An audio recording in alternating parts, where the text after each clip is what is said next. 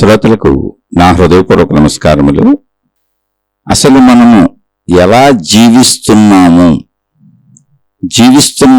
అన్నది మనందరికీ ఎరుకుంది. మనందరం జీవిస్తున్నామని అనుకుంటున్నాంగా, ఎరుకుండేదేం జీవిస్తున్నాం కూడా. మనకు శరీరం ఉంది, జీవిస్తున్నాం. కానీ ఎలా జీవిస్తున్నాము అంటే ఎలా జీవించేది ఉందండి? మామూలుగా ఇలాగే జీవిస్తున్నాం. ఈ శరీరంతో తినటం, తాగటం, తిరగటం, మన పనులు చేసుకోవటం, వృత్తి వ్యాపార ఉద్యోగాలు చేసుకోవటం, మన కుటుంబాలు చూసుకోవటం, అంటే ఒక సహజ సామాన్య జీవితపు ఎరుక మనందరికీ ఉంది. నేను మాట్లాడుతున్నది ఆ సహజ సామాన్య ఎరుకకు సంబంధించిన ఎలా జీవిస్తున్నాము కాదు. ఆధ్యాత్మిక పరంగా మనం ఎలా జీవిస్తున్నాము అని మనల్ని మనం గమనించుకుంటున్నామా? ఆధ్యాత్మికత అంటేనే మనల్ని మనం గమనించుకోవడం. భౌతికం అంటే మనకు తెలిసినట్టుగా జీవించుకుంటూ వెళ్ళిపోతున్నాం. ఆధ్యాత్మికత అలా కాదు. అసలు ఎలా జీవిస్తున్నాం అంటే మన శరీర పనితీరేంటి, మన మనసు పనితీరేంటి, మన బుద్ధి పనితీరేంటి, మన జీవన విధానం ఎలా ఉంది, ఈ జీవించేటువంటి ప్రాసెస్ ప్రక్రియ మొత్తం శరీరపరంగా, మనోపరంగా, బుద్ధిపరంగా, ప్రాణశక్తి పరంగా ఎలా జరుగుతున్నది అంటే మన లోపల జరిగే చర్యలన్నీ ఆధ్యాత్మికం. అది నేను ఎలా జీవిస్తున్నాము అన్నప్పుడు మనం ఎలా జీవిస్తున్నామో మనకు తెలుసా? బాహ్యపరమైన విషయాలు కాదు నేను మాట్లాడింది. బాహ్యపరమైన వృత్తి వ్యాపార ఉద్యోగాలు, సంపాదనలు, జీవితం, కుటుంబం, ఇవన్నీ బాహ్యపరమైనవి. కష్ట నష్టాలు, సుఖ దుఃఖాలు ఇవన్నీ ఉంటాయి అక్కడ. ఇప్పుడు ఎలా జీవిస్తున్నామో మనకు తెలుసా అంటే సహజంగా, అంటే అసలు ఇది ఎందుకు నేను ముందు ఈ ఉపోద్ఘాతం అంటే మనం ఎలా జీవిస్తున్నామో మనకు తెలుసా అనేది అంత మొదలు పెట్టానంటే, ఒకరు ప్రశ్నలో నిన్నటి శీర్షిక విని ఒకరు ప్రశ్న వేశారు. వారి ప్రశ్న ఏంటంటే, నిన్నటి సమస్యలు మళ్ళీ వస్తాయి కదా, సమస్యని ఎలా తీసేయగలం? నిన్నటి సమస్యని ఎలా తీసేయగలం? అవి మళ్ళీ రేపు వస్తాయి కదా సమస్యలు. అంటే ఒక సమస్యని అసలు ఎలా తీసేయగలం అంటే ఒక శీర్షికలో మీరు వారు ఏమన్నారు, ఇంతే వారు వేసిన ప్రశ్న. ఇప్పుడు నిన్నటి సమస్యని ఎలా తీసేయగలం? ఆ సమస్య మళ్ళీ రేపు వస్తుంది కదా. మళ్ళీ జీవితంలో సమస్యలు వస్తూనే ఉంటాయి మనకి. ఎలా తీసేయగలమని అడిగారు. అవును, ఎలా తీసేయగలమని అడిగేవారికి అసలు సమాధానం లేదు, ప్రశ్న లేదు. అలా జీవించుకుంటూ వెళ్ళిపోతాం. ఎవరెవరిని అడగక్కర్లేదు, అసలు ఆధ్యాత్మికం వినక్కర్లేదు. ఎందుకని ఎలా కుదిరితే అలా జీవించుకుంటూ వెళ్తున్నారు. అందరూ సమస్యల్ని నెట్టుకుంటూ, దాటుకుంటూ, తప్పించుకుంటూ వెళ్దామనే ప్రయత్నిస్తున్నారు. భౌతికంలో కూడా ఎవరు దుఃఖాన్ని కోరుకోరు, ఎవరు సమస్యలు కోరుకోరు, ఎవరు బాధలు కోరుకోరు. కాబట్టి ఏదైనా ఒక ఆధ్యాత్మిక విషయం మాట్లాడుతున్నప్పుడు దానికి మళ్ళీ మనమే ఇంకొక కౌంటర్ ప్రశ్న వేసుకుంటున్నాం అనుకోండి, దాన్ని ఎలా తీసేయగలం, ఎలా కుదురుతుంది, రేపు వస్తుంది కదా అంటే ఎలాగోలా తీసేస్తేనే జీవితం ముందుకు సాగుద్ది. ఎలాగోలా తీసేస్తేనే. ఇప్పుడు ప్రతి మనిషికి తాను చనిపోతాననే విషయం తెలుసు. అది ప్రపంచంలో రూఢి అయినటువంటి సత్యం. ప్రతి మనిషి చనిపోక తప్పదు. ఎలాగో చనిపోతాం కదా, ఇప్పుడు ఎందుకు ఇంకా బతకడం అని అనుకోవట్లేదు కదా మనం. అసలు చనిపోతామనే విషయాన్నే మర్చిపోయి బతుకుతున్నాం మనం. కనీసం దాన్ని గుర్తు కూడా చేసుకోం. వృద్ధాప్యంలో ఉన్న వాళ్ళు కూడా ఇంచుమించు 80-90 సంవత్సరాల వాళ్ళని కూడా చూశాను. బ్రతకాలని కోరుకుంటున్నారు. అనేక బాధలు, అనేక ఇబ్బందులు, అనేక అనారోగ్యాలు, కదలలేనితనం, శక్తిహీనత, అనేక జబ్బులు, వాటి మధ్య కూడా వాళ్ళు ఎలాగోలా వీటిలోంచి కోలుకొని వైద్యాలు చేయించుకొని బ్రతకాలనే కోరుకుంటున్నారు. కానీ మరణము తథ్యము, మరణము తప్పదని ప్రతి మనిషికి తెలుసు. దాన్ని గుర్తుపెట్టుకు జీవించమే. దాన్ని తీసేసాం, పక్కకి తీసేసి జీవించుకుంటూ వెళ్ళిపోతున్నాం. ఇక మరణం వచ్చి మనం తీసుకెళ్ళిపోతే అది వేరే విషయం. కానీ మరణించే వరకు మాత్రం మనకు తెలియకుండా మరణం తీసుకుపోవాల్సింది తప్ప మరణము అనే దాన్ని అంగీకరించాం. మనకు అక్కర్లేదు, మరణాన్ని తప్పించుకొని బతుకుదామని ప్రయత్నిస్తాం. తప్పించుకోవడం కుదరకపోవచ్చు, కానీ భావన దాన్ని తీసుకోం. మరణం ఎలాగో వస్తుంది కదా, ఇప్పుడు ఎందుకు బతకడం లేని అనుకోం. అలాగే జరిగిపోయినటువంటి విషయాల్లో, గతపు విషయాల్లో భయాలు ఉండొచ్చు, బాధలు ఉండొచ్చు, దుఃఖాలు ఉండొచ్చు, సమస్యలు ఉండొచ్చు, కష్టాలు ఉండొచ్చు, కన్నీళ్లు ఉండొచ్చు. వాటిని వదిలేసి ముందుకు సాగితేనే జీవితం సాగుతుంది, దుఃఖం ఆగుతుంది, కష్టం పోతుంది. ఎలా పోదు నేను మర్చిపోలేనండి ఇంత దుఃఖాన్ని అంటే అసలు వాళ్ళకి చెప్పేదే లేదు. ఆధ్యాత్మికత ఎప్పుడు కూడా చెబుతున్న వ్యక్తులు కూడా ఇవన్నీ ఎదుర్కొంటున్నారు. ఎవరైనా సరే మహాత్ములు, మహనీయులు, గురువులు, ఎవరు ఎంతమంది ఎక్కడ చెప్పిన దైవావతారులు, వాళ్ళు కూడా సమస్యలను ఎదుర్కొంటూనే వాటిని ఎలా ఎదుర్కోవాలో చెప్పి ఉన్నంతలో వాటిని మరిచిపోయే ప్రయత్నం చేసుకొని జీవితాన్ని ఎప్పటికప్పుడు సంతోషంగా హాయిగా బ్రతకడానికి అవసరమైనటువంటి విధానాలు చెబుతున్నారు. అది మనలోని సంతృప్తి, మనలోని తృప్తి, మనం అలా ప్రయత్నించుకోవాలి. ఇవన్నీ మనం చూసుకుంటే మనకు అర్థమవుతాం. నేను అయిపోయిన విషయాన్ని పట్టుకొని వేలాడతాను, నేను అది వదిలి ఉండలేను, సమస్యలు వస్తానే ఉంటాయి కదా, నేనటి సమస్యని ఎలా మర్చిపోతాను, రేపు వస్తుంది కదా అంటే రేపు సమస్య వస్తుందని మనం ఫిక్స్ అయిపోయి కూర్చున్నాం. గతంలో వచ్చినటువంటి సమస్యలన్నీ భవిష్యత్తులో వస్తాయి, రాకుండా పోవో అని మనం ముందే ప్రిపేర్ అయిపోయి ఉన్నాం. అంటే సమస్యను ఆహ్వానిస్తున్నాం మనం. అసలు ఇటువంటి మనసు ఎందుకుంది మనకి? భవిష్యత్తు ఇంకా రాలేదు కదా. ఇప్పుడు వచ్చిన సమస్యను అనుభవించాం, ఓకే, రేపు సమస్య రావచ్చు, రాకపోవచ్చు, అసలు ఇబ్బంది ఉండకపోవచ్చు, లేదా సమస్యను అధిగమించే ధైర్యం మనకు రావచ్చు, సమర్థతలు రావచ్చు, ఆ సమస్యను ఎదుర్కొనే శక్తి రావచ్చు, ఏదైనా జరగచ్చు. భవిష్యత్తుని మనం ఎలా చెప్పగలం? మరి భవిష్యత్తుని కూడా మనం గతంతో పోల్చుకొని అదే దుఃఖాన్ని, అదే సమస్యని, అదే కష్టాన్ని, అదే ఇబ్బందిని, అదే బాధని, అదే దురదృష్టాన్ని భవిష్యత్తులో కూడా అంచనా వేసుకొని నా జీవితం ఇంతే, నేనింతే, ఇది ఇంతే అని ఎందుకు అలా బ్రతకటం? ఇది ఆధ్యాత్మికత చెప్పేది. అలాగే బతుకుతాము అనే వాళ్ళకి అసలు ఇక్కడ చెప్పవలసిన అవసరమే లేదు, వాళ్ళు అసలు వినవలసిన అవసరమే లేదు. నిన్ను నువ్వు కొంచెం కుదుటపరుచుకోవడానికి అవసరమైనటువంటి సత్యాలను ఆధ్యాత్మికత చెబుతుంది. ఆధ్యాత్మికం అనేది ఎప్పుడు కూడా అంతరంగ పరిశీలన అంతే. ఎవరికి వాళ్ళకే, ఒక్క వ్యక్తికి ఆధ్యాత్మికత వ్యక్తిగతం, వింటున్న వ్యక్తికే. ఇప్పుడు నేను చెబుతున్న నాది నాకు మాత్రమే, నన్ను నేను గమనించుకోవాలి, మిమ్మల్ని మీరు గమనించుకోవాలి. రెండో వ్యక్తితో అసలు సంబంధం ఉండదు. నా ఇంట్లో నా కుటుంబ సభ్యులు, భార్య, భర్త, పిల్లలు, అన్నదమ్ములు, అక్క చెల్లెలు, తల్లిదండ్రులు ఉంటారు, ఎవరితోనూ సంబంధం లేదు. నాకు నాతో సంబంధం ఆధ్యాత్మికం అంటే. ఎందుకని? నా లోపల నాకు తెలుసు, నా లోపల భావాలు తెలుసు, మంచులు తెలుసు, చెడులు తెలుసు, నా గుణాలు తెలుసు, నా సర్వస్వము నాకు తెలుసు. కాబట్టి నేను ఏదైనా నన్ను నేను మలుచుకుంటానికి అవకాశం ఉంది, మార్చుకోవటానికి అవకాశం ఉంది. ఇతరులతో అవకాశం లేదు, ఇతరుల దగ్గర అవకాశం లేదు. ఇతరులు ఎవరు నన్ను మార్చలేరు, నేను ఇతరులను ఎవరిని మార్చలేను. ఎందుకంటే అసలు అంతరంగమే ఎవరికి తెలియదు, ఒక బాహ్య రూపాలు చూస్తాం అంతే మనం. ఇది సత్యము. ఆధ్యాత్మికత అంటే అంతరంగము. ఇప్పుడు నేను అన్నది అదే, ఆధ్యాత్మికముగా అసలు మనం ఎలా జీవిస్తున్నామో మనకు తెలుసా అంటే మనం లోపల తీరు, బయటది అసలు కానీ కాదు. అంటే గమనిద్దాం, ఎలా జీవిస్తున్నాం గమనిద్దాం. అంటే ఇప్పుడు మనం చిన్ననాటి నుంచి తీసుకుంటే మనసు ఏర్పడే విధానాన్ని అన్ని శీర్షికల్లో ఇంచుమించు చెప్పుకుంటానే వస్తున్నా.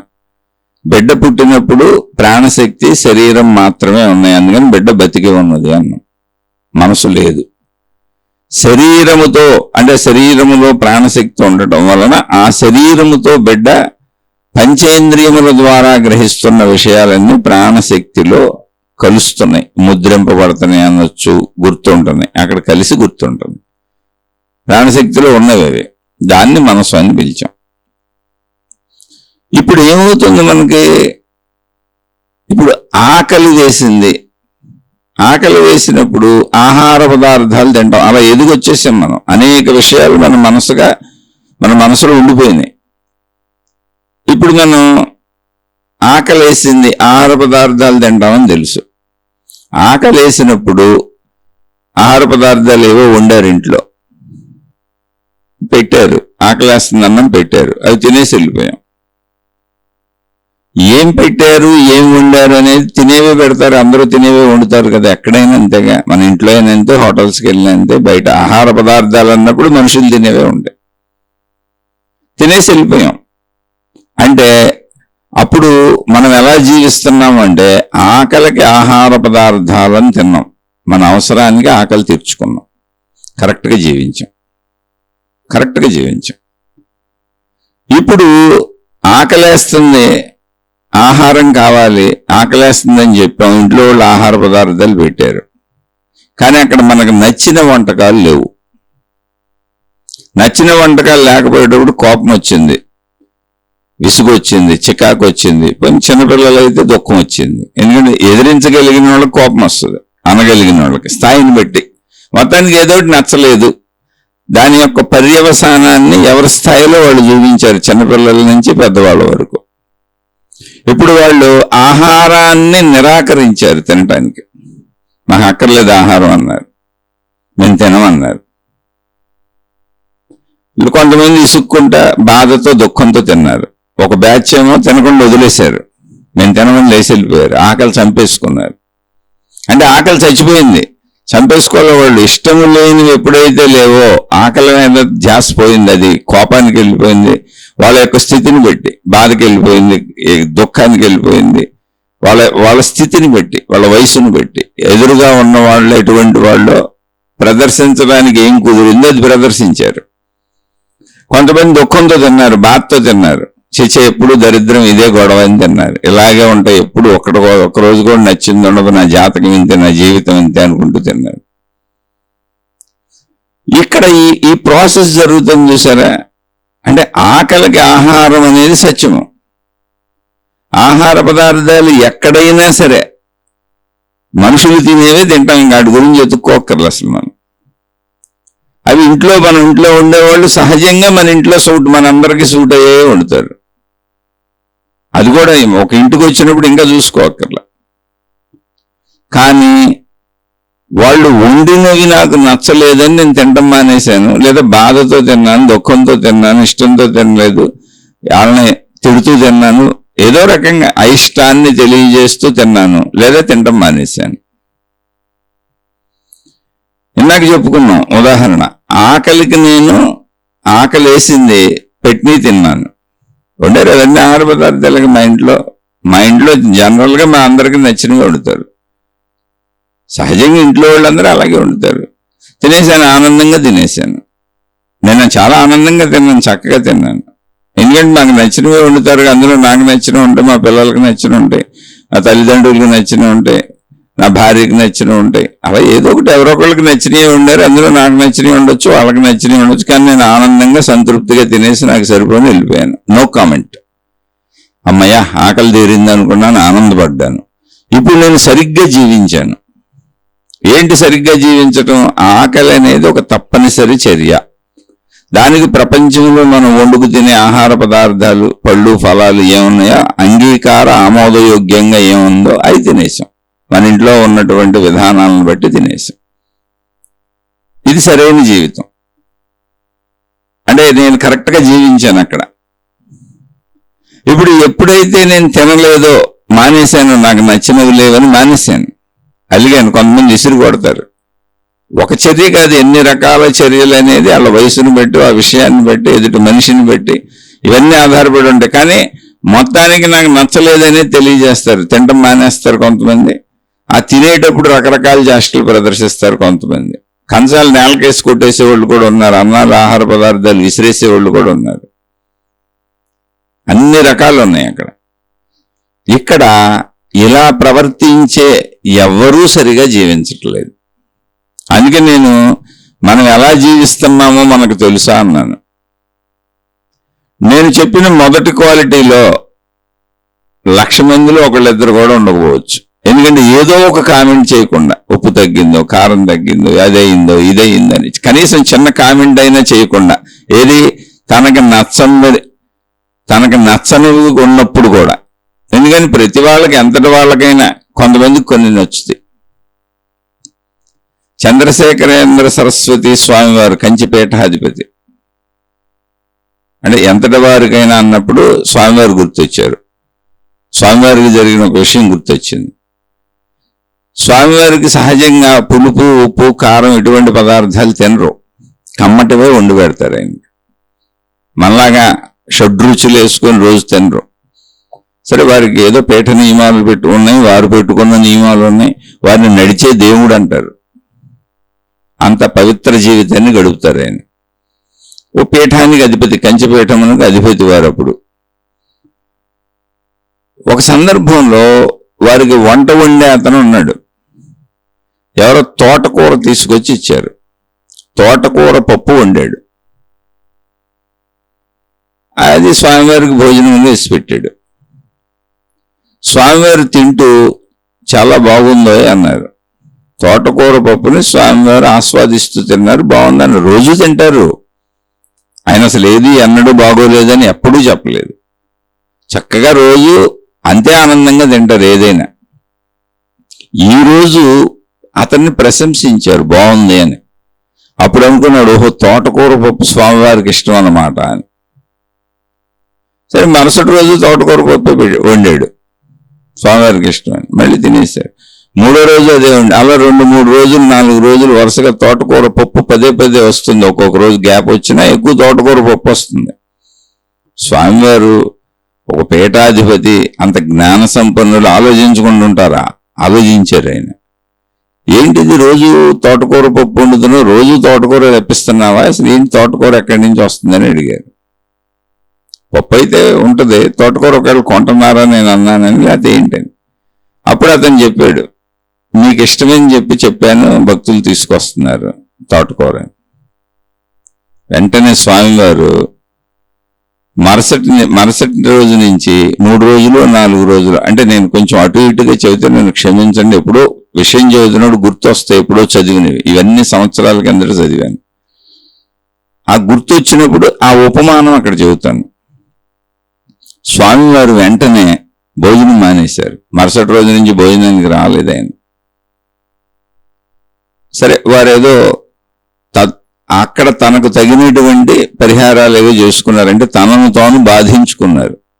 ఎందుకు అలా బాధించుకున్నారు, ఉపవాసం ఉన్నారంటే కోపం కాదు, బాధ కాదు, ఏమీ కాదు.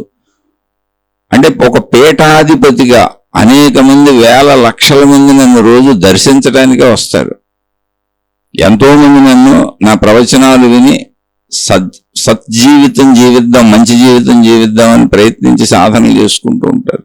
ఎన్నో నన్ను అడుగుతూ ఉంటే వాళ్ళకి మంచి ఉపదేశాలు చేస్తూ ఉంటాను. అటువంటి ఉన్నత స్థానంలో ఉన్న నేను ఒకదానికి తోటకూర పప్పు అనే దానికి నేను లోనైపోయానని నాకు తోటకూర తెచ్చిచ్చి స్వామివారికి ఇది ఇష్టమైన ప్రచారం అయితే సామాన్యుడు కోరికలను ఎలా జయించగలడో. అరే అలా ఎందుకు జరిగింది, నేనేదో మాట వరుసకి చెప్పాను, స్వామివారికి ఏం లేదు, ఏది పెట్టినా తింటారు ఆయన. ఆ రోజు ఎందుకో స్వామివారికి ఆ వంట అతన్ని ప్రశంసించాలని అనిపించింది. అప్పుడప్పుడు సహజంగా జరిగితే ఎవరైనా మనం మాట్లాడుకుంటున్నప్పుడు, నేను ఇలా ఉండకూడదు కదా, ప్రజలకు ఆదర్శవంతంగా ఉండాలి కదా, ఒక యోగిలా, ఒక మునిలా, ఒక ఋషిలా, ఒక తపస్సంపన్నుడిలా ఉండాలి కదా, జహవచాపల్యంతో ఉన్నటువంటి స్వామిలా నేనే కనపడితే ఇంక ప్రజల్లో మార్పు ఎలా వస్తుంది? అలా ఉండకూడదు కదా అని దానికి పరిహారంగా తనకు తానే ఉపవాసాలు పెట్టుకొని తనను తానే ఇబ్బంది పెట్టుకున్నారు. సరే తర్వాత అందరూ బ్రతిమలాడారు, జరిగింది ఇదని. కొన్ని రోజులు ఆ విషయం నడిచింది, ఉపవాసాలు ఉండి తర్వాత మామూలుగా అదే ప్రకారం తిన్నారు. అంటే ఇక్కడ ఇది ఎందుకు చెబుతున్నానంటే, ఒక వ్యక్తి సాధన చేయవలసింది ఏంటి అనే దాన్ని మహాత్ములు చక్కగా తెలియజేస్తూ ఉంటారు. అసలు వారు ఏదైనా తింటారండి. ఎందుకని ఏదైనా తింటారండి అంటే మనుషులు తినేదే కదా వండుతారు. పైగా అంతటి పీఠము, అంతటి విధానాలలో చక్కగా సాత్వికాహారం, వారు పులుపు తినరు, కారం తినరు, షడ్రుచులు ఏవి తినరు, చప్పగా కమ్మగా తింటారు, అంతే, ఒకే రుచి ఏదో తింటారు. అలాగే వండుతారు కదా, అందులో అంతటి స్వామివారికి మంచి పదార్థాలే తెస్తారు కదా, ఏముంది ఏది వండి పెడితే ఆకలికి తింటారు వారు, అంతే, రుచికి తినరు. ఇప్పుడు మనం ఆకలికి తింటున్నామా, రుచికి తింటున్నామా? ఈ ఆకలికి తిన్నా రుచి తెలుస్తుంది. ఆకలికి తిన్నా రుచి తెలియటం అనేది సృష్టి మనకి ఇచ్చిన బోనస్ పాయింట్. ఎందుకని నువ్వు ఆకలికే తిను, కానీ తినేది ఆనందంగా తిను, హాయిగా తిను, రుచి తెలిసేట్టు పెట్టాను. అన్నిటికీ రుచి తెలుస్తుంది నీకు. అందులో ఇష్టాలు ఎందుకు ఏర్పరచుకుంటున్నావు? నువ్వు ఆనందంగా తినాలని, నువ్వు హాయిగా తినాలని నీకు రుచిని తెలిసే విధంగా పెట్టా, అనుభవంగా కలిగే విధంగా పెట్టా. ఏదో మందు బిళ్ళలు గుట్టుకున్న నీళ్ళు వేసుకుని మింగేస్తే మందు బిళ్ళ రుచి తెలియకుండా మింగేస్తాం. అలా మింగడం ఎందుకు? చక్కగా నమిలి తిని హాయిగా ఆ రుచిని ఆస్వాదిస్తూ తిను అంటే రుచి తెలిసేటట్టు పెట్టా. మీరు ఎన్ని రకాల రుచులు తయారు చేసుకున్న కోటాను కోట్లు షడ్రుచుల్లోకి వస్తాయి. 6 రకాల రుచులే ఉన్నాయి ఇక్కడ. ఆ షడ్రుచుల్లోనే 6 రకాల్లోనే తినాలి. ఇప్పుడు నువ్వు తింటూ రుచిని చూస్తాం అనేది ఆకలికి తింటూ ఎంత కావాలో అంత తింటూ రుచిని తెలుసుకోవడం అనేది బోనస్ పాయింట్. నీకు ఆనందకరమైనగా నువ్వు తినేలా పెట్టా. సృష్టి చేసిన అద్భుతం అది. కానీ రుచికి బానిసలైపోయి తినేదాన్ని కూడా వదిలేస్తున్నా. అక్కడ స్వామివారు రుచికి బానిస అసలు అవ్వలేదు. జస్ట్ ఆ చేస్తున్న అతన్ని బాగా ఉండేవాయి అని పొగిడారు. అతనికి కొంచెం ప్రోత్సాహం ఇచ్చారు, లేదా అతన్ని అనుగ్రహించారు, ఆశీర్వదించారు. చుట్టూ ఉన్న అందరినీ సేవ చేసేవాళ్ళని ఏదో ఒక రకంగా ఆశీర్వదిస్తూనే ఉంటారుగా. అవి సహజ విషయాలు. అందుకని కానీ పొరపాటు భావం ఒకటి వ్యక్తమైంది. తోటకూర ప్రత్యేకంగా తెప్పించాడు చెప్పి, మళ్ళీ స్వామివారికి ఇది ఇష్టమని, స్వామివారికి జహవజాపల్యం ఉందని ఒక ప్రజలు అనుకుంటే, నిజంగా నాకు జహవజాపల్యం లేదు, ఏది పెడితే తింటాను, లేకపోతే నేను ఈ పేట ఆధిపత్యానికి పనికిరాను, నేను ఒక శ్రేష్ఠుడైనటువంటి స్థానంలో కూర్చొని ప్రజలకు బోధ చేయడానికి పనికిరాను. ఆయన స్థాయి ఆయనకు తెలుసు. కానీ ప్రజలు అలా అనుకోకూడదుగా. అందుకని తనకు తాను శిక్ష వేసుకున్నారు జరిగిన పొరపాటుకైనా, కొన్ని రోజులు భోంచేయకుండా. అంతే తప్ప ఆయనకి ఏమీ లౌల్యము కలగలేదు, జహవజాపల్యము కలగలేదు. అందుకే నడిచే దేవుడని ఆయన ఒక్కడికే పేరు వచ్చింది. చంద్రశేఖరేంద్ర సరస్వతి స్వామి వారు నడిచే దేవుడని పిలిచారు ఆయన. అంటే అంత చక్కగా ఉండేవారని అర్థం. దేనికి లొంగిపోలేదు, పంచేంద్రియములలో దేనికి లొంగిపోలేదు. ఇప్పుడు మనం అన్నం వదిలేసాం, ఆహారం వదిలేసాం. ఆహారంగా అన్నం కావచ్చు, టిఫిన్ కావచ్చు, ఏదైనా కావచ్చు, కాఫీ కావచ్చు, టీ కావచ్చు. కొంతమంది పంచదార తక్కువైందని ఇసురు కొడతారు, చల్లారిపోయిన టీ ఇస్తావా అని ఇసురు. ఎంతో మందిని చూశాను, ఎన్నోసార్లు చూశాను. ప్రతి ఇళ్లలోనూ భోజనాల కాడ నిత్య ఘర్షణలు ఉంటాయి, పిల్లలతోనో పెద్దవాళ్ళతోనో. అంటే ఎందుకుంటున్నవి ఇవి? ఇది మనం ఎలా జీవిస్తున్నామో మనకు తెలుసా అంటే తెలుసుకొని జీవించాలి. నువ్వు ఆకలికి మళ్ళీ చదువుతున్న ఏది పెడితే గడ్డి పెడితే గడ్డని తిని మనం వెళ్ళి మేకల్లాగా ఆవుల్లాగా. ఇంట్లో ఉండేవే కదా వండుతారు, వండే పదార్థాలే కదా. మనం కిరాణా సరుకులు కొనుక్కు తెచ్చుకుంటాం, కూరగాయలు కొనుక్కు తెచ్చుకుంటాం, అన్ని అవే ఉంటాయి. కాకపోతే తినేవాటిలోనే కొన్ని నీకు ఇష్టం, కొన్ని నీకు అయిష్టమని నువ్వు ఏర్పరుచుకున్నావు. కానీ అన్ని తినేవే, అన్నీ ఆరోగ్యానికి మంచిదే, అవే వండుతారు. అలాంటప్పుడు ఆకలి వేసినప్పుడు ఏదైనా తినేయొచ్చు కదా. నేను ఇది తింటాను, ఇది తినను, ఇది తినగలను, ఇది తినలేను. కొంతమంది అయితే తినలేనివి పెద్దవాళ్ళు ఎవరైనా బలవంతంగా తినిపిస్తే పిల్లలకు నేర్పుదామనో ఏదో కారణాల చేత వాంతులు చేసేసుకున్న సందర్భాలు ఉన్నాయి. అంటే నేను తినలేను అనేది ఎంత బలంగా లోపల ఉందో చూడండి. అదొక వాసనగా లోపల ఉండిపోయింది, అంత బలమైన అభిప్రాయంగా ఉండిపోయింది. అంటే అది ఆఖరికి తిండి మానేస్తుంది కానీ అభిప్రాయం మార్చుకోవట్లా. మీరు గమనించండి, అక్కడ దేనికి తినాలి? ఆకలికి తినాలి. ఆకలికి తింటున్నప్పుడు రుచి తెలియటం బోనస్. ఇలా ఎంతమంది తింటారు? ఎక్కడో మళ్ళీ మునులు, యోగులు, ఋషులే. ప్రతి మనిషి ఏదో ఒక వంక చెబుతాడు, రుచికరంగా తయారు చేసుకుంటాడు, రుచుల కోసం పాటుపడతాడు. తప్పు లేదు, వండుకొని తినండి, చక్కగా మీకు నచ్చినవే తినండి. కానీ ఎప్పుడూ నచ్చినవే కాదు, అప్పుడప్పుడు నచ్చనివి కూడా ఉండొచ్చు. అనేక మంది కుటుంబ సభ్యులు కదా, కొన్ని పరిస్థితులు అలా రావచ్చు కదా. అప్పుడు నువ్వు ఎలా ఉన్నావు అనేది నీకు చూపిస్తుంది. నువ్వే చూడాలి, ఎవరికి తెలియదు అసలు ఈ విషయం. అందుకని ఆహారాన్ని మానేసేవాళ్ళు ఆకలి వేస్తున్నా వాళ్ళకి ఆకలి ఆగిపోద్ది.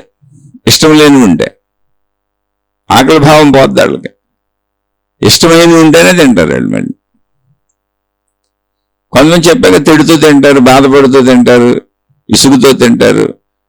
తింటాం మానేసే బ్యాచ్ ఒకటి, రకరకాల పద్ధతుల్లో ఎదుటోళ్ళను విసిగిస్తూ బాధను వ్యక్తపరుస్తూ తినే బ్యాచ్లు కొన్ని. ఇక్కడ ఎవరు కరెక్ట్గా జీవిస్తున్నారు అంటే ఆకలికి ఏది ఉంటే తిని వెళ్ళిపోయేవాళ్ళు. అది కూడా లాలస కాదు, నాకు ఎంత కావాలో అంతే తింటాను, బాగుందని ఎక్కువ తిన్నాను, బాగోలేదని తక్కువ తిన్నాను. ఇది ఋషితుల్య జీవితము, సత్య జీవితము. ఋషి అంటే నువ్వేదో త్యాగం చేయడం కాదు, ఇది ఒరిజినల్ గా సత్య జీవితం. ఎంత తినాలి, మనకి ఎంత కావాలో అంతే తినాలి. బాగుంటే ఎక్కువ తినేయటం, బాగోలేదండి తక్కువ తినడం ఏంటి అసలు? అది ఆ చర్య తప్పుగా మీకు మీరే గమనించుకోండి. బాగుంటాం బాగోలేకపోవడం అనేది ఆహార పదార్థాలు ఎందుకు పెట్టుకున్నాం? అన్ని ఆహార పదార్థాలు తినవలసిందే. శరీరానికి అవసరమైన అన్ని లభించాలంటే అన్ని రకాల ఆహార పదార్థాలు తినవలసిందే. కొన్నిట్లో కొన్ని ప్రయోజనాలు ఉన్నాయి. అలా సృష్టి ఏర్పాటు చేసింది. ఒకే రకం తింటే జబ్బులు కూడా వస్తాయి నీకు. ఎందుకని కొన్ని రకాల విటమిన్స్, మినరల్స్ అనేక పేర్లు ఉన్నాయి. అవి దొరకవు మన శరీరానికి కావలసినవి. అన్ని తింటేనే అన్ని దొరుకుతాయి. అది కూడా ఎలా తినాలి? తగు మాత్రంగా, మన శరీర పరిస్థితిని బట్టి. ఎక్కువ కష్టపడే వాళ్ళు ఎక్కువ తింటారు, తక్కువ కష్టపడే వాళ్ళు తక్కువే తినాలి. మళ్ళీ శరీరానికి ఎంతో కొంత ఎక్సర్సైజ్ ఇవ్వాలి. ఇప్పుడు మనం ఎలా జీవిస్తున్నాం అన్నది ఒక్క తిండి విషయంలో తీసుకుంటే, ఎంతమంది చక్కగా ఆ టైంకి, ఆకలి వేసిన టైంకి ఉన్నవి తిని సంతృప్తిగా ఉన్నారు, మీకు మీరే చూసుకోండి. ఎవరికి వాళ్లే. ఆధ్యాత్మికత వ్యక్తిగతం. ఒక్క తిండి విషయమే ఇలా ఉంటే, ఇప్పుడు బట్టలు, చెప్పులు, జీవితంలో జీవిత భాగస్వాములతో ఉండే విధానాలు, పిల్లలతో ఉండే విధానాలు, తల్లిదండ్రులతో ఉండే విధానాలు, వృత్తి వ్యాపార ఉద్యోగాల్లో ఉండే విధానాలు, ధనం పట్ల ఆసక్తులు, మొత్తం జీవితంలో ఇప్పుడు మనం ఎలా ఉన్నాం, ఈ పాయింట్ని బేస్ చేసి చూసుకోండి. ఏది ఆకలి అనే పాయింట్ని బేస్ చేసి చూసుకోండి.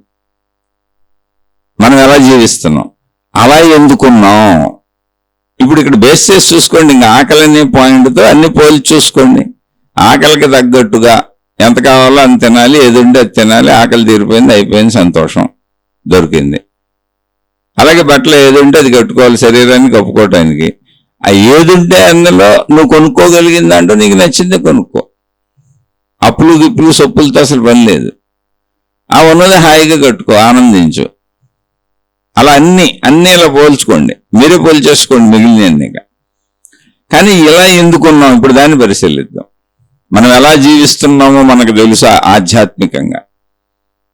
భౌతికంగా నాకు ఎందుకు తెలియదు? నా వృత్తి ఇది, నా వ్యాపారం ఇది, నా ఉద్యోగం ఇది, ఎన్నింటికి లభిస్తాను, ఎన్నింటికి పడుకుంటాను, నా పిల్లల ఇళ్ళు, నా కుటుంబం ఇది, నా మొత్తం నాకున్నోళ్ళు ఇళ్ళు, నా సామాన్లు ఇవి, నా ఇల్లు ఇది, ఎన్నింటికి లభిస్తాను, ఎన్నింటికి ఆ కాలకృత్యాలు తీర్చుకుంటాను, ఎన్నింటికి కాఫీ తాగుతాను, ఎన్నింటికి టిఫిన్ చేస్తాను, ఎన్నింటికి ఆఫీస్కి వెళ్తాను, లేకపోతే ఎన్నింటికి వృత్తికి వెళ్తాను, మళ్ళీ సాయంత్రం ఎన్నింటికి తిరిగి వస్తాను, మొత్తం షెడ్యూల్ అంతా చెప్పేస్తాం. అది కాదు, అది భౌతికం. ఆధ్యాత్మికం నేను మాట్లాడేది. ఎవరు మాట్లాడుకున్నా ఆధ్యాత్మికంగా మాట్లాడుకోవాలి. నేను ఎలా జీవిస్తున్నాను, మనం ఎలా జీవిస్తున్నామో మనకు తెలుసు ఆధ్యాత్మికంగా, అంటే లోపల పరంగా, అంతరంగంగా అన్నప్పుడు. ఇప్పుడు ఈ తిండితో పోల్చుకోండి మిగిలిన విషయాలన్నీ జీవితంలో అన్ని. అలా ఉన్నామో లేదో చూసుకోండి, ఇంకా మీకే తెలుస్తుంది. తిండి విషయాల్లోనే అసలు ఒక్కళ్ళు కూడా ఉంటారు నాకు తెలిసి. ఏదో ఒక వంక పెడతానే ఉంటారు. ఉంటే వాళ్ళు ఋషులు, మునులు, యోగులు అంతే. మహాత్ములు ఎవరు ఉండుంటారు, లేదా మహాత్ములకు కూడా చాలా చోట్ల చదివాను. వాళ్ళ పేర్లు చెప్పడం ఎందుకని చెప్పటం లేదు. చాలా పెద్ద మహాత్ములుగా సంస్థలు పెట్టి ఎంతో శిష్యగణం ఉండి తిండికి లోబడిపోయిన వాళ్ళని బోల్డ్ మందిని చూశాను. వాళ్ళ గ్రంథాల్లో కూడా ఉన్నాయి. వాళ్ళని చూసిన వాళ్ళు కూడా రాశారు. కానీ వాళ్ళు మహాత్ములుగా చలామణి అవుతానే ఉన్నారు. అంటే బయట ఉపన్యాసాలు మహాత్ములు, కానీ వ్యక్తిగతంగా వాళ్ళు నాలుకను జయించలేదు. నేను ప్రత్యక్షంగా చూసిన వాళ్ళు కూడా ఉన్నారు. అయితే ఇప్పుడు వాళ్ళ గురించి మనకెందుకు, మామూలుగా చెప్తున్నా. ఉండగలిగితే అది తపస్సు, తపోమయ జీవితం. ఏది పెడితే అది తిని ప్రశాంతంగా నీకు అవసరమైనంత తిని ఆనందంగా, ఆహ్లాదంగా, అమ్మయ్య కడుపు నిండింది అని నువ్వు ఏ కామెంట్ చేయకుండా సంతోషంగా కడుపు నిండిందన్న సంతోష భావనతో తిని లేచి వెళ్ళిపోతే నువ్వు ఋషివే, నువ్వు మునివే, నువ్వు యోగివే. ఆ విషయంలో అలా మిగిలిన విషయాలన్నీ పరిశీలించుకోండి. అలా లక్షలో ఒకళ్ళు కూడా ఉండకపోవచ్చు. ఎందుకంటే నేనేదో ఒకటి చెబుతానే ఉంటాను,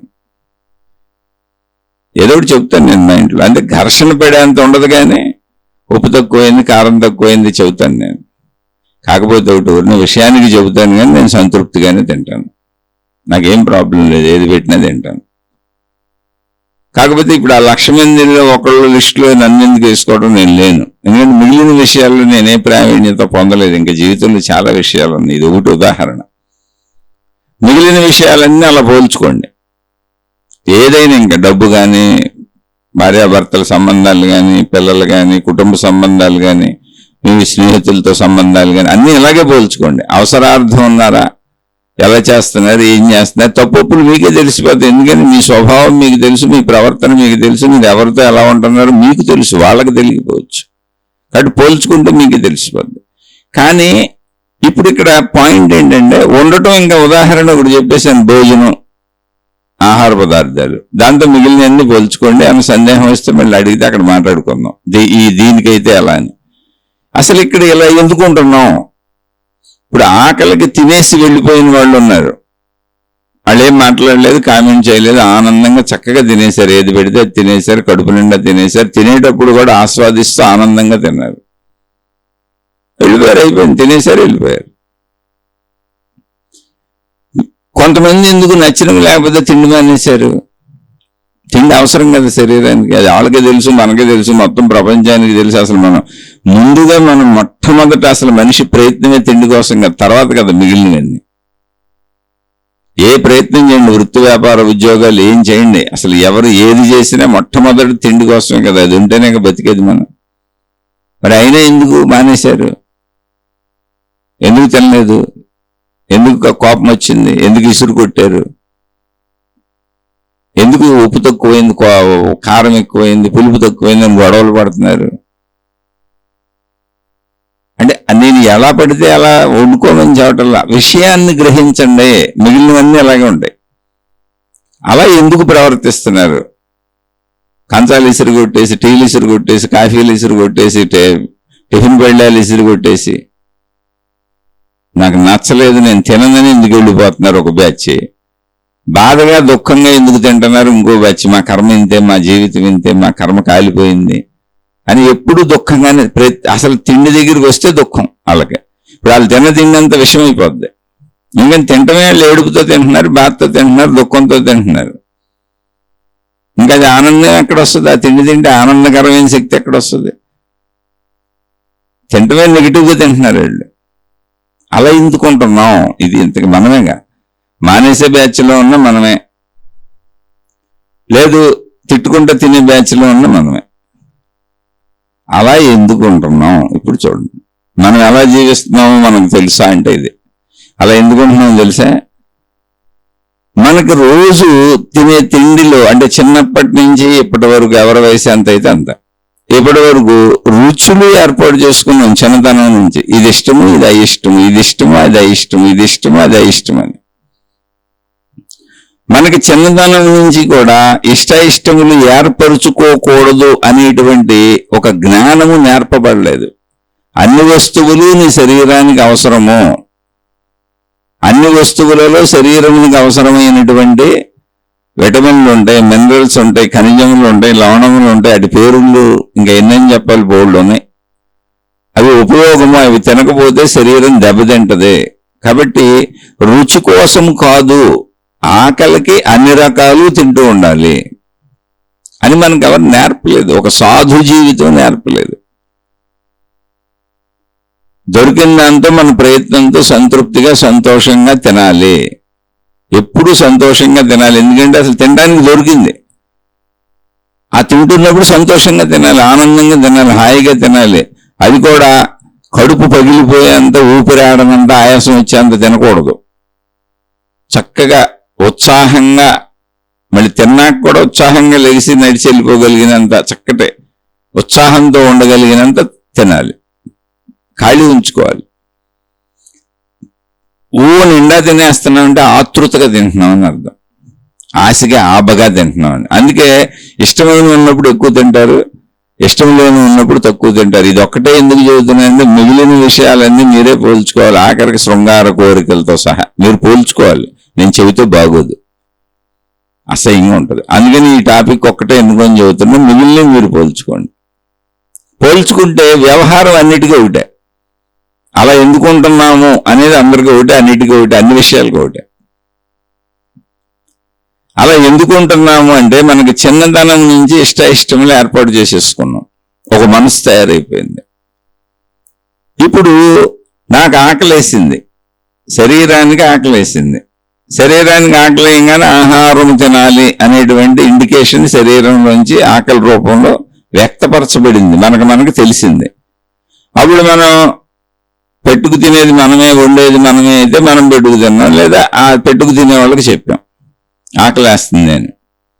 ఆ రెడీగా నేను తినండి అన్నారు, ఏదైతే అది టిఫినో భోజనం, ఎక్కడైతే అక్కడ కాఫీనో టీనో ఆయా సందర్భంలో. ఇప్పుడు నిజంగా అయితే ఏంటి, ఆకలికి తినేసి వెళ్ళిపోవాలి, ఇది నిజం, సత్యం. ఎందుకంటే ప్రమాదకరమే వండుకోం కదా, కాబట్టి నిజం సత్యం ఏంటంటే మన ఇంట్లో వాళ్ళే కదా ఉండేది, కాబట్టి ఆ ఉన్నదేదో తినేసి ఆనందంగా వెళ్ళిపోవాలి, ఇది సత్యము. సత్యం ఏంటిది? ఇలా జీవించే వాళ్ళందరూ సత్యస్థితిలో జీవిస్తున్నారు, అంటే అప్పటికప్పుడు అవసరానికి తగ్గట్టు జీవిస్తున్నారు. ఆకలి అనే అవసరం వచ్చింది, దానికి జీవించారు, తిన్నారు, వెళ్ళిపోయారు. ఇప్పుడు ఎవరైతే ఇక్కడ తినలేకపోయారో, ఆకలి అనే అవసరం వచ్చినా ఆకలికి వదిలేసుకున్నారో, ఆకలిని చంపేసుకున్నారో, లేదా బాధపడుతూ దుఃఖపడుతూ ఇబ్బంది పడుతూ తిన్నారో, దాన్ని వ్యక్తపరుస్తూ తిన్నారో, వాళ్ళందరూ అలా ఎందుకు ప్రవర్తిస్తున్నారంటే వాళ్ళు సత్యానికి స్పందించట్లేదు, మనసులోని పాత విషయానికి స్పందిస్తున్నారు. సత్యం ఏంటి? అక్కడ ఆకలి. అక్కడ సత్యం ఏంటి అంటే ఆకలి. నిజమది, అందరికీ ఉంటుంది, అది ఎవరికైనా ఉంటుంది, మనిషి అన్న ప్రతివాడికి ఉంటుంది. ఇప్పుడు ఆకలికి సత్యస్పందన ఏంటి? ఆకలి. ఆకలికి ఆహారం దొరికింది, దాహానికి నీళ్లు దొరికింది, తాగేసిన అయిపోయింది. మరెందుకు ఆకలికి ఆహారం దొరికినా నచ్చలేదని అవతల పారేశానంటే సత్యం ఆకలి, ఆహారం అక్కడ ఉంది సత్యము, కానీ నేను తింటల్లా అంటే ఇష్టము సత్యస్థితిని డామినేట్ చేసింది. ఆ ఇష్టం ఎక్కడ ఉంది? ఇప్పుడు మనసులో ఉంది. నాకు నచ్చినవి లేకపోతే అవసరాన్ని కూడా నేను తీసి అవతల పారేస్తాను, తినను. అంటే ఇప్పుడు సహజంగా మనం జీవిస్తున్నామా? ఇక్కడ ఏం జరిగింది? మనసు వచ్చి సత్యాన్ని డామినేట్ చేసింది. అంటే మనసు నా సహజ స్థితిని డామినేట్ చేసింది, నా సత్యస్థితిని డామినేట్ చేసింది. అలా జీవించే వాళ్ళందరూ కూడా మనసు చేత ఆడింపబడుతున్న బొమ్మలు. మనసు వీళ్ళని ఆడిస్తుంది. ఎందుకంటే మనసు ఎక్కడిది? వీళ్ళు తయారు చేసుకుంది. మనసులో ఏమున్నాయి? ఇష్టాలు ఉన్నాయి.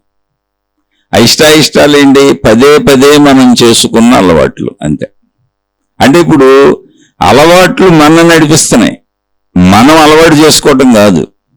ముందు మనం అలవాటు చేసుకుంటున్నాం, తర్వాత అలవాటు మనం నడిపిస్తుంది. ఇక సత్యం చచ్చిపోయింది, ఇక సత్యం లేదు అక్కడ. సత్యమైన ఆకలికి తినటం సత్యం, ఆఖరికి తినటం అనే సత్యాన్ని కూడా పారద్రోలేసింది. అది ఏది? అలవాటు వచ్చేసి నాకు ఇష్టమైనవి లేవు కాబట్టి నేను తినను. ఏంటి? ఆకలి అనే సత్యం ఉంది అక్కడ, ఆహార పదార్థాలు అనే సత్యం ఉంది అక్కడ. తినాలనేది ఆకలి తెలియజేసింది, అప్పుడే నేను తినడానికి వెళ్ళాను, కానీ నాకు ఇష్టమైనవి లేవు, నేను తినను.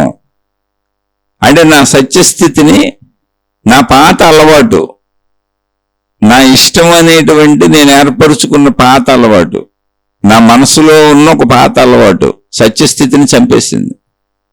అంటే నేను అలవాటుగా జీవిస్తున్నాను, అలవాటు నన్ను నడుపుతుంది. ఆ అలవాట్లే గుణాలు, స్వభావాలు. ఏమి లేవు, అలవాట్లే గుణాలు, స్వభావాలు. అందులో అసలు సత్యత లేదు. అంటే ఇప్పుడు నేను ఎరుక లేకుండా, స్పృహ లేకుండా యాంత్రికంగా అలవాటు ఏం చెబితే అది, మనసు ఏం చెబితే అది నేను తయారు చేసుకున్న ఇష్టాలు పాతవి చెప్పుద్ది. అసలు ఈ పాతవే. అంటే ఇప్పుడు ప్రస్తుత స్పృహలో నేను జీవిస్తలేదు. అసలు ప్రస్తుత స్పృహ అయితే నాకు ఆకలే, ప్రస్తుత స్పృహ అయితే అక్కడ పదార్థాలు ఉన్నాయి, నాకు ఆకలేస్తుంది, పదార్థాలు తినేయాలి. అంటే నేను ప్రస్తుతం స్పృహలో, కాన్షియస్లో, ఎగ్జిస్టెన్స్లో నేనన్న భావనతో, ఎరుకతో ఉంటే నా ఆకలికి ఇప్పుడు ఆహారము ముఖ్యమని తినేసి వెళ్ళిపోతాను. కానీ నేను అసలు నా ఎరుకని ఎంత కోల్పోయానంటే నేను అలవాటుగా జీవిస్తున్నాను. యాంత్రికంగా జీవిస్తున్నాను, కానీ నేను జీవిస్తున్నాను అనుకుంటున్నాను. అలా మన మాటలో, యాంత్రిక మాటలో, చేష్టలు. చాలా మంది ఊరికి ఏం తోయట్లేదు అంటారు. అసలు తోచకపోవటం ఏంటంటే అది నాకు కూడా ఉంది, మీకే కాదు నాకు కూడా ఉంది. ఎందుకనంటే నిరంతరం మెలకువలో శరీరాన్ని కదపటం అలవాటు చేసాం. ఎవరో ఒకరితో మాట్లాడటం, ఏదో ఒకటి చూడటం, ఏదో ఒకటి వినటం, ఏదో కదలికలు అలవాటు చేసాం. ఇప్పుడు ఆ పంచేంద్రియ కదలికలు ఏదో ఒకటి చేస్తేనే మనసు నిలబడుతుంది. లేదు ఖాళీగా ఉంటే మనసు ఉండలేదు, ప్రశాంతంగా ఉండే ప్రశాంతత దానికి అలవాటు చేయలేదు అసలు. మనం నిద్రలో ప్రశాంతత తప్ప గాఢ నిద్రలు అది కూడా ఇంకెక్కడ ప్రశాంతత అలవాటు చేయాలి. అంటే ఇప్పుడు స్పృహలో జీవిస్తున్నావా, స్పృహ లేకుండా జీవిస్తున్నావా అంటే ఖచ్చితంగా స్పృహ లేకుండా. అలవాటుగా జీవించే వాళ్ళు అందరూ స్పృహ లేకుండా జీవిస్తున్నారు.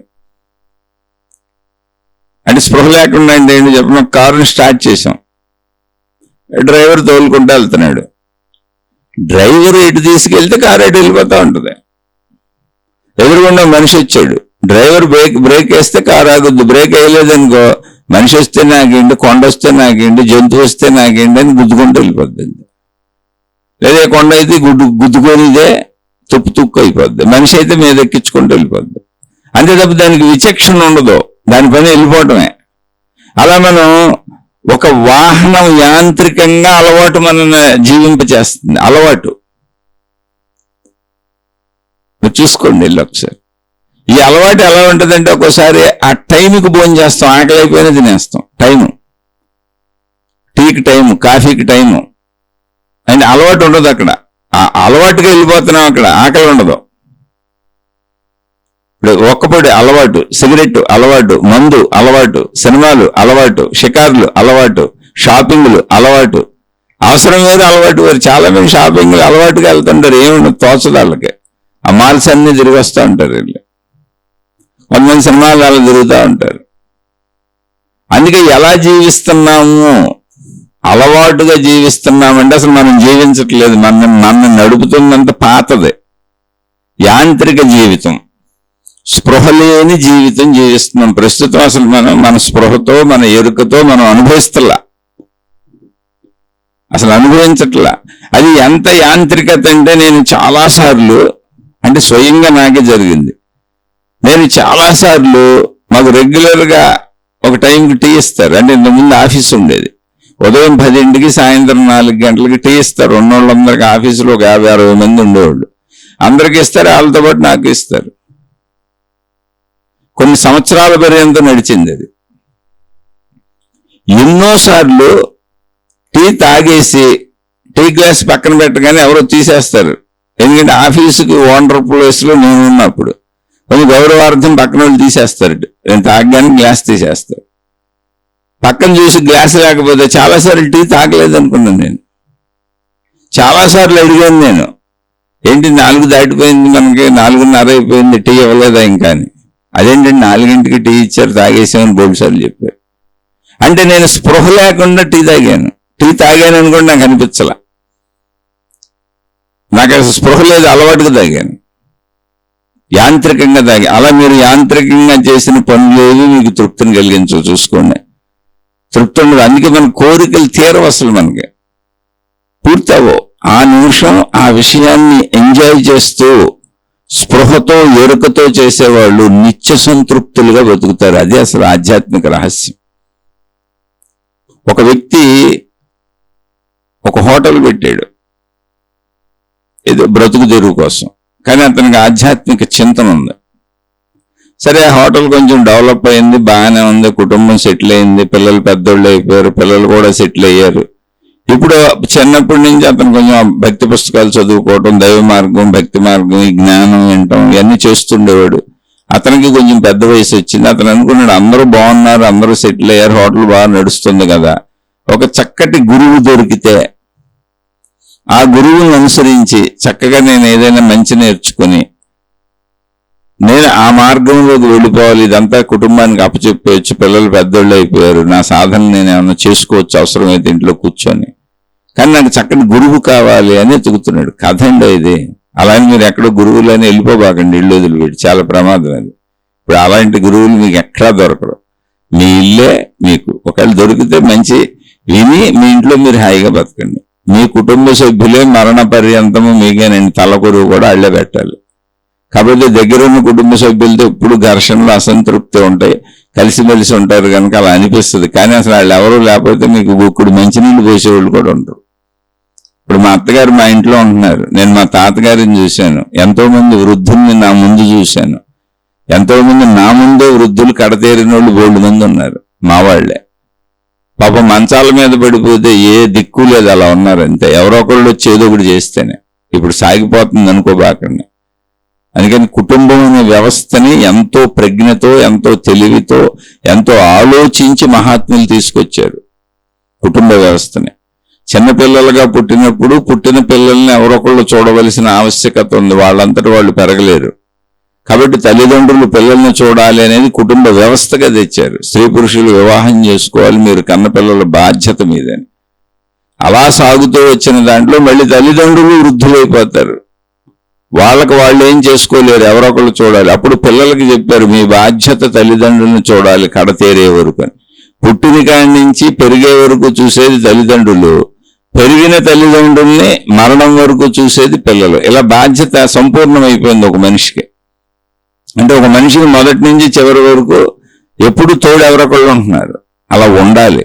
కుటుంబాలు వదిలిపెట్టి వెళ్ళిపోతే దెబ్బతింటారు. చాలా జాగ్రత్తగా ఉండండి. కుటుంబాన్ని ఎప్పుడు సంరక్షించుకోండి, ప్రేమగా ఉండండి. మీరు వాళ్ళతో ప్రేమగా ఉంటే వాళ్ళు మీతో ప్రేమగా ఉంటారు, అంతే. ఇచ్చిపుచ్చుకునే సూత్రాలు ఇవి. సరే, ఇక్కడ విషయాలకు చెబుతున్నా. విషయపరంగా అవగాహనకి కేవలం మాట్లాడుతున్నా ఇక్కడ విషయాలు. ఎవరి కుటుంబాలు వాళ్ళు చక్కగా చూసుకోండి. ఇది కథ, ఒక గురువు కోసం వెతుక్కుంటున్నాడు అతను. అది కేవలం కల్పిత కథ. అది కూడా మనకి ఇక్కడ విషయం అర్థం అవటానికి ఒక కల్పిత కథ.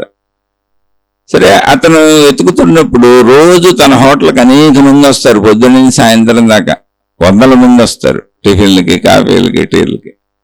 వచ్చే వాళ్ళందరినీ గమనిస్తున్నాడు. అతని నమ్మకం ఏంటంటే, నేను ఈ మార్గంలో వెళ్తున్నాను కాబట్టి ఖచ్చితంగా ప్రకృతో లేదా భగవంతుడు ఏ పేరు పెట్టుకుంటే నాకు ఆ గురువుని చూపిస్తారు, ఖచ్చితంగా నాకు ఎక్కడే తగులుతాడు అని ఒక నమ్మకం అతను. ఎందుకంటే అతను కోరుకుంటున్నాడు. సరే, గురువుని ఎలా పసిగట్టాలి చూస్తున్నాడు అతను, గమనిస్తున్నాడు. ఎంతో మంది వస్తున్నారు, వెళ్తున్నారు. సంవత్సరాలు, ఆ గమనికలో సంవత్సరాలు గడిచినాయి. ఒకరోజు ఒక టేబుల్ దగ్గర కూర్చొని ఒక టీ తాగుతున్న వ్యక్తిని చూశాడు అతను. చూసి ఈయనే నా గురువు అని నిర్ణయించుకొని ఆయన టీ తాగేశాడు. వచ్చాడు, ఈయన దగ్గరికి వచ్చాడు. టీకి డబ్బులు, బిల్లు కడుతున్నాడు. ఆయన నాకు బిల్లు వద్దండి అన్నాడు. హోటల్ యజమాని అన్నాడు, నాకు బిల్లు వద్దు, మీరు నన్ను మీ శిష్యుడిగా తీసుకొని నా సందేహాలు తీర్చి నన్ను కొంచెం ఆధ్యాత్మిక మార్గంలో నడిపించండి అన్నాడు. ఆయన అన్నాడు, నేను సామాన్య వ్యక్తినయ్యా, నేను నిన్ను గురువుగా తీసుకోవడం నీకు ఏమన్నా మైండ్ చెడిపోయిందేమో. ఆయన మామూలుగానే ఉన్నాడు అందరిలాగా. అంటే లేదు, మీరు సామాన్య వ్యక్తి కాదు, ఖచ్చితంగా మీరు ఈ మార్గంలో, ఆధ్యాత్మిక మార్గంలో అతి ఉన్నత స్థానంలో ఉన్న వ్యక్తి మీరు అన్నాడు. సరే, ఈ డిస్కషన్ ఇక్కడ ఎందుకు లేని అలా బయటకు వెళ్దామని రండి గురువు గారని అతను క్యాష్ కౌంటర్ వాళ్ళకి అప్పచెప్పి వారిని తీసుకొని బయటకు రోడ్డు మీదకి వచ్చాడు. మీరు ఎలాగైనా నన్ను మీ శిష్యుడిగా స్వీకరించి నాకు కొంచెం నేర్పండి బాబు, నాకు చిన్నప్పటి నుంచి ఇంట్రెస్ట్ ఉంది, వెతుకుతున్నాను. ఇప్పుడు నా బాధ్యతలన్నీ సక్రమంగా ఉన్నాయి, చూసుకోగలరు మా వాళ్ళంతా, ఏ ఇబ్బంది లేదు. మీరు ఏమైనా నేర్పితే నేను నేర్చుకుంటాను. మీరు కావాలంటే మీరు వచ్చి మా దగ్గర ఉండొచ్చు, లేదా మీరు ఉన్న చోటుకు వచ్చి నన్ను నేర్చుకోమన్నా నేర్చుకుంటాను. నేను చక్కమల్లి నా ఇంట్లో నేను సాధనలు చేసుకుంటాను, కానీ మీరు నేర్పాలన్నాడు. ఆయన నాకేమీ తెలియదయ్యా అంటున్నాడు. ఇలా చాలాసేపు గడిచింది. కథను చాలాసేపు గడుపుకోవడం ఎందుకు, మనం వెంటనే చెప్పుకుందాం. అంటే కాదు, మీరు ఒక సద్గురువు అని చెబుతున్నాడు అతను. నువ్వు నన్ను ఎలా సద్గురువు అంటున్నావు నాకు చెప్పని అడిగారు ఆయన. అంటే అప్పుడు ఆయన చెప్పాడు, నేను ఇన్ని సంవత్సరాలలో నా హోటల్కి వచ్చిన వాళ్ళలో టీలు తాగటం, తినటం, అన్ని రకాల వేల లక్షల మందిని చూసుంటాను ఇన్ని సంవత్సరాల్లో. అందరూ ఏ పని చేస్తున్నా అంటే తింటున్నా పరధ్యాసగా ఉంటారు, ఎదుటి వాళ్ళతో కబుర్లు చెబుతూ తింటూ ఉంటారు, ఫోన్లు మాట్లాడుకుంటూ తింటూ ఉంటారు. ఆ చేస్తున్న పని మీద శ్రద్ధ సంపూర్ణంగా ఉండదు వాళ్ళకి. మిగిలిన పనులు ఏవో చేస్తుంటారు, కబుర్లో, ఫోన్లో, అడు చూడటమో ఇటు చూడటమో, చూస్తా తింటమో, ఏదో ఒకటి సంథింగ్. కానీ మీరు ఒక్కరే ఇన్ని సంవత్సరాలలో ఆ టేబుల్ మీద కూర్చొని మీ ముందు మీరు ప్రశాంతంగా వచ్చి కూర్చున్నారు. మీరు కూర్చోవడం చూశాను. చక్కగా నాకు టీ కావాలని ఆర్డర్ చేశారు. నిశ్శబ్దంగా కూర్చున్నారు. అసలు ఎటు తలదెప్పలేదు, ఎవరిని చూడలేదు, ఎవరిని గ్రహించలేదు. అసలు హోటల్ అంతా కలిగి తిప్పి చూడలేదు. మీరు నిశ్శబ్దంగా కూర్చున్నారు. టీ తెచ్చిపెట్టాడు. ఆ టీ వెంక చూశారు. ఆ టీ తీసుకొని మీరు తాగుతున్నప్పుడు 100కి 100 పాళ్ళు మీరు టీని ఆస్వాదిస్తున్నారు. మీ ధ్యాస అసలు ఇంకెక్కడ లేదు. మొత్తం మీ ధ్యాస అంతా మీరు పట్టుకున్న టీ కప్పుని చక్కగా పట్టుకున్నారు.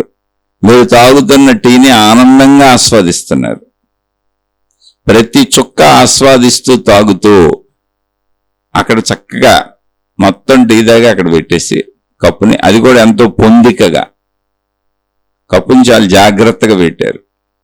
తాగటంలో కానీ, కప్పు తీసుకోవటంలో కానీ, మీరు వచ్చి కూర్చోవటంలో కానీ, మళ్ళీ అక్కడి నుంచి లేచి రావటంలో కానీ, నాతో మాట్లాడటంలో కానీ మీదంత పద్ధతిగా ఉన్నాయి. పదాలు, అక్షరాలు, మీ నడక తొట్టుపాటు లేదు, తడబాటు లేదు, అన్ని పర్ఫెక్ట్గా ఉన్నాయి. ఇలా ఒక జ్ఞాని మాత్రమే ఉండగలడు.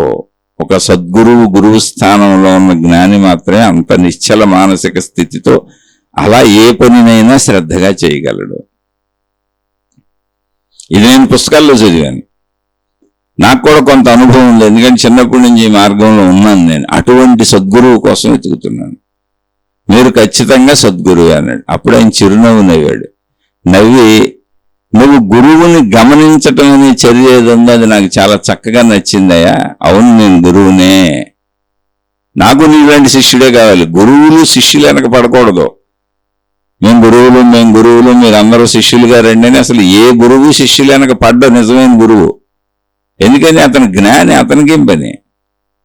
ఇప్పుడు చెట్టు వచ్చి ప్రజల్ని పిలవదు, నా నీడగా ఉంటుంది, నా కింద వచ్చి కూర్చోండి, నా కాయలు ఉన్నాయి కోసుకోండి, పువ్వులు ఉన్నాయి కోసుకోండి, నన్ను వాడుకోండి అని చెట్టు చెప్పదు. చెట్టు జీవిస్తుంది. నీడ కావాల్సిన వాళ్ళు అక్కడికి వెళ్ళి కూర్చుంటారు, కాయలు కావాల్సిన వాళ్ళు అవి కోసుకుంటారు, పువ్వులు కావాల్సిన వాళ్ళు అవి కోసుకుంటారు. చెట్టు జీవిస్తుంది అంతే. అలాగే నిజమైన గురువులు ఎవ్వరూ కూడా ప్రజల చుట్టూ తిరగరు, ప్రజల కోసం తపన పడరు. శిష్యుడు, నిజమైన శిష్యుడు గురువుని పట్టుకుంటాడు.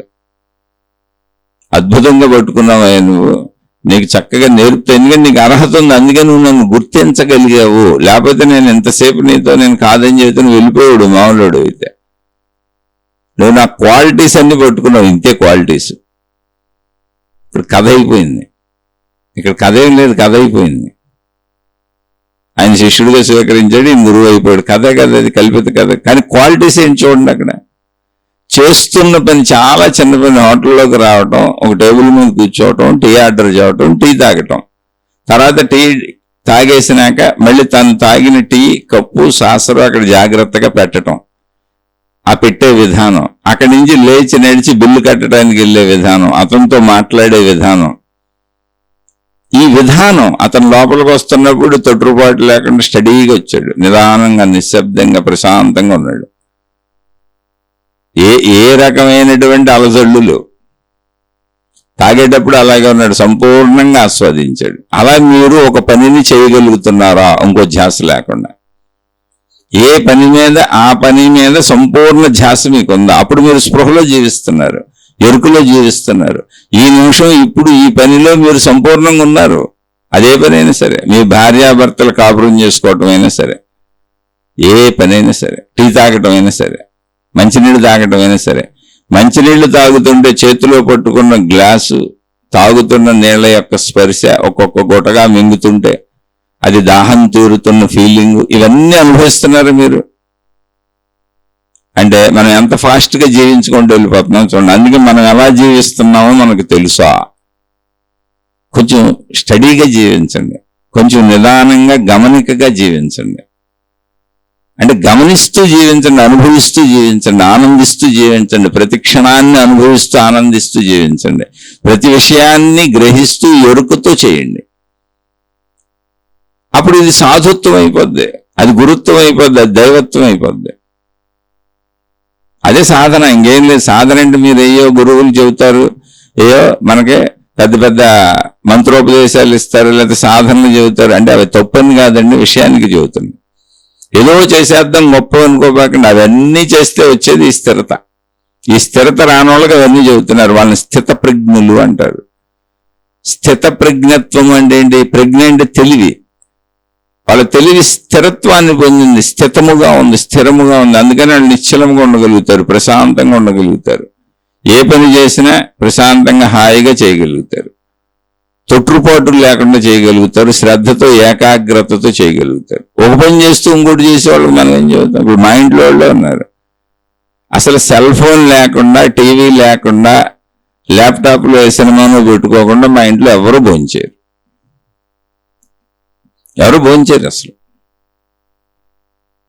మరి నువ్వెలా తింటావని మీరు అడగొచ్చు నన్ను. నేను అసలు చూడండి, మామూలుగా తిని వెళ్ళిపోతాను. అప్పుడు మీ వాళ్ళకి చెప్పొచ్చు కదా, నువ్వు అనొచ్చు నన్ను. మీరు పెరటి చెట్టు వైద్యమునకు పనికిరాదు.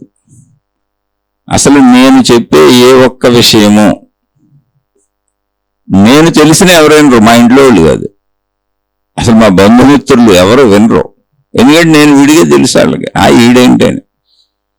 ఇప్పుడు కాదు అంటే నన్ను నేను ఒక మహాత్ముడిగా ప్రూవ్ చేసుకొని, నాకు నేనే బిరుదులు పెట్టుకొని, నాకు నేనే గడ్డాల మీసాలు పెంచుకొని, నాకు నేనే డ్రెస్సులు తగిలించుకొని, నాకు నేనే మెళ్ళల్లో పెద్ద పెద్ద రుద్రాక్షమాల కంకణాలు వేసుకొని భయపెట్టాలి వీళ్ళందరినీ. నేను మీకంటే భిన్నమైన వాడిని అని రోజు తెలియజేయాలి. మీలాంటి వాడిని కాదు నేను అని నా వేషధారణ వాళ్ళు పైకి చూసేదే వాళ్ళు గమనించేది. అప్పుడు మళ్ళీ ఏ విషయాలు జాగ్రత్తగా గొప్పగా వింటారు. అయితే మనకెందుకు ఆ గొడవ? ఎవరో వినటం కోసం మనకెందుకు ఇవన్నీ? అసలు వాళ్ళు మన ఎంత సామాన్యంగా చూస్తే మనకు అంత మంచిది. మన జోలికి రాకుండా ఉంటారు ఎవరు. మన ప్రశాంతతకి భంగం కలగదు. అంటే నేను ఇంకా అసలు అంత స్థితికి రాలే, నేను పోల్చుకు చెప్పుకోకూడదు. కానీ భోజనం విషయంలో చెబుతున్నాను. నేను టీవీలు సెల్ ఫోన్లు పెట్టుకు తినను. చక్కగా నేను 10 నిమిషాల్లో తినేసి లేచి వెళ్ళిపోతాను కూడా. అసలు సరే, అలా తిన్న వాళ్ళకి నేను వద్దని కూడా చెప్పను. ఎందుకంటే వాళ్ళకి అలా అలవాటు చిన్నప్పటి నుంచి అయిపోయింది. ఇప్పుడు మనం చెప్పినా లేదు, వాళ్ళంతటా వాళ్ళు తెలుసుకుంటారు, లేకపోతే లేదు. ఎందుకని మనం చెబితే ఒకళ్ళు వినడం అనేది ఎప్పుడూ ఉండదు అసలు ప్రపంచంలో. అయితే బయట వాళ్ళకి కొంత అవగాహన రావచ్చు మనిషి తెలియకపోతే. ఇంట్లో వాళ్ళకి అసలు పెరటి చెట్టు వైద్యానికి పనికిరాదు. మళ్ళీ చెప్పాక ఒకళ్ళు పనికి వస్తుంది, పెరటి చెట్టు కూడా వైద్యానికి పనికి వస్తుంది. నేను మీలాంటి వాడిని కాదు అని నిరూపించుకోవాలి. నిరూపించుకోవడానికి అంతరంగము, శరీరపరమైన విషయాలు ఏముంటే అన్ని మామూలుగా. అప్పుడు ఏం చేయాలి? వేషభాషలు మార్చాలి, పెద్ద పెద్ద బొట్లు పెట్టి ఏదో ఒకటి చేయాలి, చిత్రాతి విచిత్రమైన వేషధారణలు వేసుకోవాలి. అప్పుడు ఇంట్లో వాళ్ళేంటి, బయట వాళ్ళని కూడా అందరినీ, బంధుమిత్రుల్ని అందరూ వచ్చి పొర్లి దండాలు పెడతారు మనకి. అలా ఉంది, జరుగుతుంది, చూస్తున్నాను, అన్నీ ఉన్నాయి. నేను మీకంటే భిన్నమైన వాడిని, భిన్నమైన దానిని నిరూపించుకోగలిగితే మన ఇంట్లో వాళ్ళే దేవుళ్ళుగా చూస్తారు మనని. కానీ ఆ వేషాలు ధరించాలి మనం. అంత అవసరమే ఉందండి మనకి, ఎందుకండి గోల, సామాన్యంగా బతికేసేదండి. ఇందాక ఆ కథలో గురువు అలా వచ్చాడు, మామూలుగానే ఉన్నాడు. కాకపోతే శిష్యుడు పట్టుకున్నాడు ఆయన తాగే విధానాన్ని బట్టి, టీ తాగే విధానాన్ని చూసి పట్టుకున్నాడు. అలా నిజంగా ఆసక్తి ఉన్నవాళ్ళు మంచిని తెలుసుకుంటారు, అంతే, ఏముండదు. అది కూడా జ్ఞానం కోసమే కదా, మనిషి కోసం కాదుగా అనే విషయానికి చెబుతున్నా. ఏదో నేను ఉద్ధరింపబడిపోయినోడిని కాదు, అదే పెద్ద పెద్ద ఎవరో ఉద్ధరింపబడిపోయిన వాళ్ళు నా చుట్టూ లేరు. కానీ విషయానికి చెబుతున్నా. నేను సామాన్యుడిని, చాలా విషయాల్లో పొరపాట్లు జరుగుతాయి. కానీ నేను భోజనం చేసేటప్పుడైతే నేను చూడను. అలానే విడిగా టీవీలో చూడండి, నేను చాలా విషయాల్లో నేను అసమర్థుణ్ణి, నాకు స్థితప్రజ్ఞత లేదు. కానీ దాని లక్షణాలు అవి నేను గమనించుకుంటున్నవే మీకు చెబుతున్నా. మనం ఎలా జీవిస్తున్నామో మనకు తెలుసా అనేది నేను చూసుకుంటుంది, మీతో పంచుకుంటున్నా. నేను ఏది మీతో పంచుకుంటున్నా అది నా అభ్యాసము. అయితే అభ్యాసం పూర్తి అవ్వదుగా, అనేక విషయాలు ఉంటాయి. అలా ప్రాక్టీస్ సాగుతున్నంత కాలం చెప్పుకుంటుంటాం. అవే ఆధ్యాత్మిక శీర్షికలుగా మాట్లాడుకుంటున్నాం. ఇప్పుడు మాట్లాడుకునే శీర్షికలు అన్నింటిలో నేనే ఉంటాను. ఏంటి ఆ పాయింట్లు ఎక్కడెక్కడైతే ఇవి మనం సాధనలు చేయాలనుకుంటాం అవన్నీ నేనే ఉంటాను అక్కడ. నాకు ఆ పూర్ణత రాలా, ఇంకా ఏకాగ్రత రాలా. అలా అనేక విషయాల్లో నాకు రాలా అది. అందుకని మాట్లాడుతున్నా. అయితే ఇది అందరికీ ఉపయోగపడేదేగా, అందరం సామాన్యులమే కంటే అందరికీ ఉపయోగపడేది. అందుకని ఇక్కడ ఏదైనా మనం చేసే పని పట్ల అక్కడ పెద్ద విషయాలు ఏమి లేవు, గొప్ప విషయాలు ఏమి లేవు. జస్ట్ స్థిరంగా ఉన్నాడు, స్థితంగా ఉన్నాడు. ఎంతవరకు మాట్లాడాలో అంతే మాట్లాడుతున్నాడు. ఇవన్నీ క్వాలిటీస్ ఇవి. ఓ లొడలొడ మాట్లాడేయటం, వాగేయటం, పనికి రాకుండా పనున్నా లేకపోయినా ఏళ్ళకి ఫోన్లు చేయటం, వీళ్ళతో కబుర్లు చెప్పటం, రోడ్లమ్మడి తిరగటం, సినిమాలకు వెళ్ళటం, షికార్లకు వెళ్ళటం, పని పాట లేకుండా ఊళ్ళు తిరగటం, షాపింగ్లకు వెళ్ళటం. అసలు ఒకటి కాదు, అసలు కొంతమంది అయితే నాకు తెలిసిన వాళ్ళు ఉన్నారు, మా వాళ్ళే. రోడ్డు పోయే వాళ్ళందరినీ పిలిచి రోడ్డు మీద వాళ్ళ విషయాలన్నీ తెలుసుకుంటుంటారు రోజు. ఈవెన్ మా ఇంట్లో జరిగే కూడా తెలుసుకుంటుంటారు మా పని మనుషుల్ని ఆపేసి. పాపం వాళ్ళకి అది ఏముంది, ఏమొస్తుంది, ఏముండదు తెలుసుకుంటే ఏమవుద్ది? ఎవరిళ్ళల్లో ఏముంటాయి, ఏమి వండుకున్నారు, ఏమి కట్టుకున్నారు, ఏం తిట్టుకున్నారు, అంతేగా ఉండేది. అయితే తిట్టుకుంటారు, లేదా హాయిగా ఉంటారు, లేదా ఏదో వండుకొని కొనుక్కొని తెలుస్తాయి. కానీ అది ఒక విషయాసక్తి వాళ్ళకి. అందరినీ తెలుసుకుంటుంటారు. కొంతమంది ఇంటింటికి వెళ్ళి చెబుతూ ఉంటారు అందరికి. ఇదంతా ఏంటంటే స్థితప్రజ్ఞత లేని వ్యక్తులు ఇలా ఉంటారు. మరి మనం ఎలా ఉన్నామని ఎవరికి వాళ్ళు చూసుకోవాలి. ఇప్పుడు ఇది ఆపేస్తే చాలు. ఇంతకీ ఏంటంటే సాధన అంటే అవి చేయబాకండి అంతే. ఊరోళ్ళ విషయాలన్నీ మీకు ఎందుకు తెలుసుకోబాకండి. సింపుల్. స్థితప్రజ్ఞత పోయి ప్రయాణం జరిగిపోద్ది. స్థితప్రజ్ఞత కోసం మీరు గొప్ప పనులు చేయక్కర్లా, చేస్తున్న పనికిరాని పనులు మానేస్తే చాలు. అందుకే మనం ఎలా జీవిస్తున్నాం, అలవాట్లు మనం ఈడ్చుకెళ్ళిపోతున్నాయి, మనసు మనం ఈడ్చుకెళ్ళిపోతుంది, పాత విషయాలు మనం ఈడ్చుకెళ్ళిపోతున్నాయి. మనం ఎంత చిత్రంగా జీవిస్తామంటే, ఇప్పుడు పెళ్లి సంబంధానికి వెళ్ళాం, ఒక పెళ్లి చేసుకుందామని ఒక జీవిత భాగస్వామి కోసం వెళ్ళాం. 4-5 సంబంధాలు చూసాం, ఎవరో ఒకరు నచ్చారంటే ఏంటి, వాళ్ళు బాగున్నారు, మనకు అన్ని విధాలు నచ్చారు, పెళ్లి చేసుకున్నాం. పెళ్లి చేసుకున్నాక ఇంకా కొత్తలో ఎంత మధురమా, ఎంత ఆనందం, ఎంత బాగుంది, ఎంత నచ్చారు, బాగుంది కదా. ఇది చూడండి, కాలం గడుస్తున్న కొద్ది వాళ్ళు బోరు కొట్టేస్తూ ఉంటారు. వాళ్ళతో గోళ్ళు మొదలైపోతాయి, ఘర్షణలు పడిపోతారు. ఇప్పుడున్న కుటుంబాలన్నీ అయ్యాయి. అంటే ఏంటి, అలవాటు అయిపోతే ఆ మనిషి బోర్ అయిపోయింది. మనిషి బోర్ అయిపోతే ఇంక వస్తువులు, విషయాలు, పదార్థాలు బోర్ ఎందుకు కాదు. అందుకే కోటాను కోట్లు సంపాదించిన వాళ్ళకి కూడా తృప్తి ఉండదు. ఎందుకంటే సంపాదించింది సరిపోదు, ఉన్నది బోరు కొట్టేస్తుంది, కొత్తది కావాలి. ఇప్పుడు ఇంకా కోట్లు పోసేసుకో. అలవాటు ఈడ్చుకుపోతుంది. వాళ్ళు డబ్బులు ఏం చేసుకోరు. డబ్బులు ఉన్నాయి రోడ్ల మీద, పొలాలు, పుట్రలు, బంగారాలు, నగలు, బ్యాంకుల్లో దాచుకోవటాలు, వజ్రవైడూర్యాలు కొనుక్కోవటాలు, దాయటాలు, దాచి చచ్చిపోవటాలు, వెనక పిల్లలకి ఇస్తారు. ఆ పిల్లలు తాగుబోతులు, తిరుగుబోతులు, పనికిరాని వాళ్ళు అయిపోతారు. ఎందుకంటే కష్టపడకుండా వచ్చింది, అక్కడ బోల్డ్ ఉందిగా. కష్టపడితే దాని విలువ తెలుస్తుంది. అదేంటి, ఒక అలవాటుగా మనసు ఈడ్చుకుపోతుంది అన్న. ఏ వ్యసనమైన తాగుడు, పేకాట, జోదము, వ్యభిచారము, ప్రపంచంలో తప్పులన్నీ చూడండి, దొంగలు, హంతకులు, ఇవన్నీ ఏంటి, అలవాటుగా వెళ్ళిపోతున్నారు అంతే. అది సామాన్య మనుషుల జీవితం, మనది కూడా అలవాటుగానే ఉంది. అలవాటు నువ్వు ఈడ్చుకుపోతుంటే నువ్వు స్పృహలో లేకుండా బతుకుతున్నావు. స్పృహలో లేవు నువ్వు. ఇప్పుడు ఒక వ్యక్తి నిద్రపోతున్నాడు. ఆ నిద్రపోతున్న అతన్ని మంచంతో సహా ఎత్తుకు తీసుకెళ్ళిపోతున్నాం అనుకోండి, ఎక్కువ కుదుపులు లేకుండా, మంచం కదలకుండా జాగ్రత్తగా పట్టుకుపోతున్నాం అనుకోండి, ఇంకా అతనికి ఏం తెలుస్తుంది. అలా పట్టుకుపోయి పక్కూరులో దింపామనుకోండి, పక్కూరు దాకా వెళ్ళిన స్పృహ ఉండదు. మెలకు వచ్చినాక తెలుస్తుంది, ఇదేంటి ఈ ఊరికి ఎలా వచ్చానంటాడు. స్పృహలో లేకుండా జీవించటం అనేదానికి ఉదాహరణ చెబుతున్నా. ఈ ఊరికి ఎలా వచ్చానంటాడు. ఈ ఊరికి ఎలా వచ్చానైనా నువ్వు నిద్రపోతే పట్టుకొచ్చాం మేము. నువ్వు స్పృహలో లేవు. స్పృహలో లేకపోవటం అంటే అది. స్పృహలో ఉండటం అంటే ఏంటి, ఈ నిమిషం ఇప్పుడు దీన్ని నేను హాయిగా ఈ నిమిషంలో ఉండి ఆనందిస్తున్నా. అప్పుడు వెంటనే తృప్తి వస్తుంది. ఎవరికైనా చూడండి, ఇప్పుడు భార్య వచ్చింది లేదా భర్త వచ్చాడు, జీవిత భాగస్వామి తెచ్చుకున్నాం. మనం మొదటి రోజు తెచ్చుకున్న వాళ్ళే కదా ఇప్పుడు ఉంది. మొదటి రోజు ఉన్న శరీరమే కదా వాళ్ళకి ఇప్పుడు కూడా ఉంది. అంటే శారీరక మార్పులు వాళ్ళకి ఎలా వస్తాయి, నాకు అలాగే వస్తాయి. మొదటి రోజు ఏ శారీరక సుఖం ఉందో ఆ శారీరక సుఖం వాళ్ళతో ఇప్పుడు దొరుకుద్ది. అవయవాలు అవే కదా.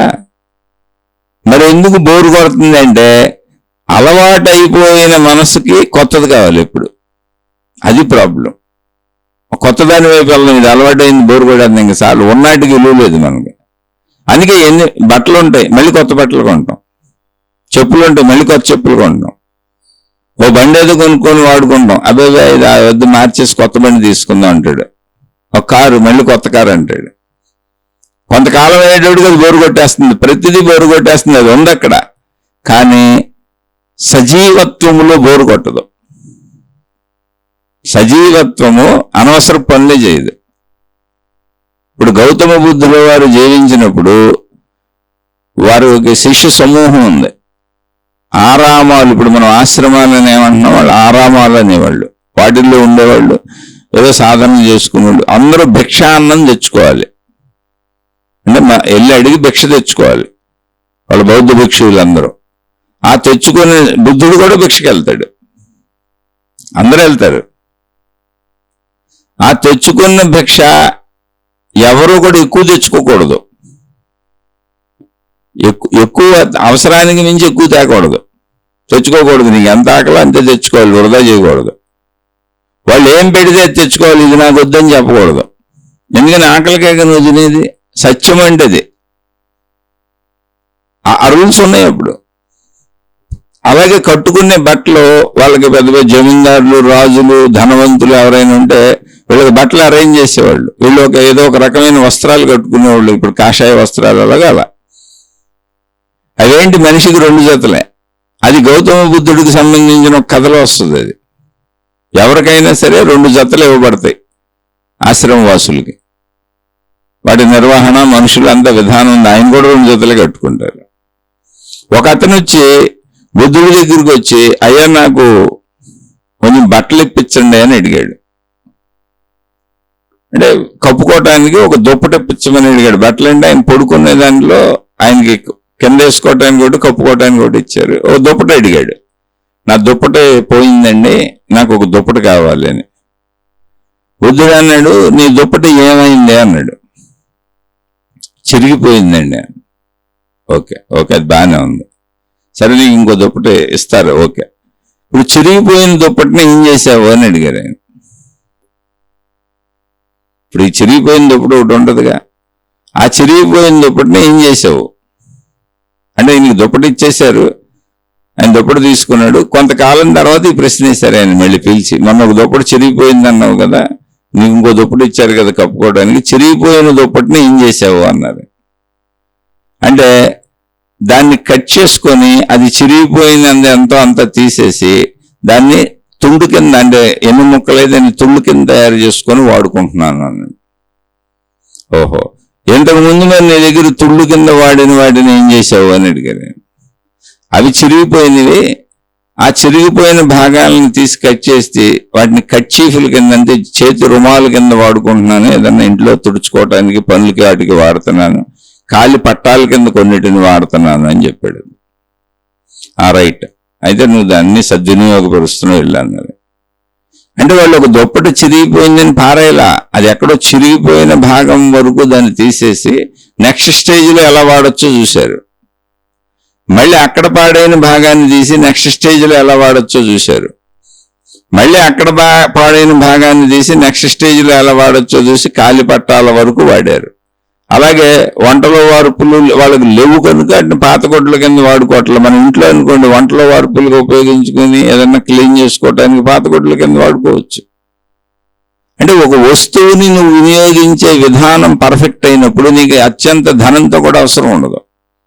కానీ మనకి అక్కడ 50 జతల బట్టలు ఉంటాయి, మళ్ళీ కొత్త బట్టలు కొనపోతే మన మనసు బాధపడిపోద్ది. అంటే నీకు స్థితప్రజ్ఞత అంటే దానికోసం నువ్వో, మీ నాన్నో, మీ అన్నయ్యో, మీ తమ్ముడు ఎవరో ఒకరు డబ్బులకైతే కష్టపడాలి.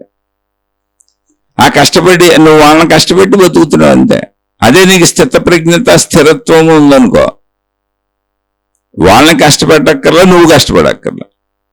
అందుకని కోరికలో నీకు నిన్ను ఈడ్చుకుపోతున్నాయా, నువ్వు ప్రజ్ఞతో బతుకుతున్నావు. ప్రజ్ఞతో బతికేవాడు ఎప్పుడు నిత్యతృప్తుడై ఉంటాడు. వాడికి ధనావసరాలు కూడా తక్కువ ఉంటాయి. వృత్తి వ్యాపార ఉద్యోగాలు చేయొచ్చు, ధనావసరానికి అందరూ చేయాలి, కానీ చాలా తక్కువ అవసరాలు ఉంటాయి. ఎందుకని, అంత ఎక్కువ బట్టలతో పనే ఉంది.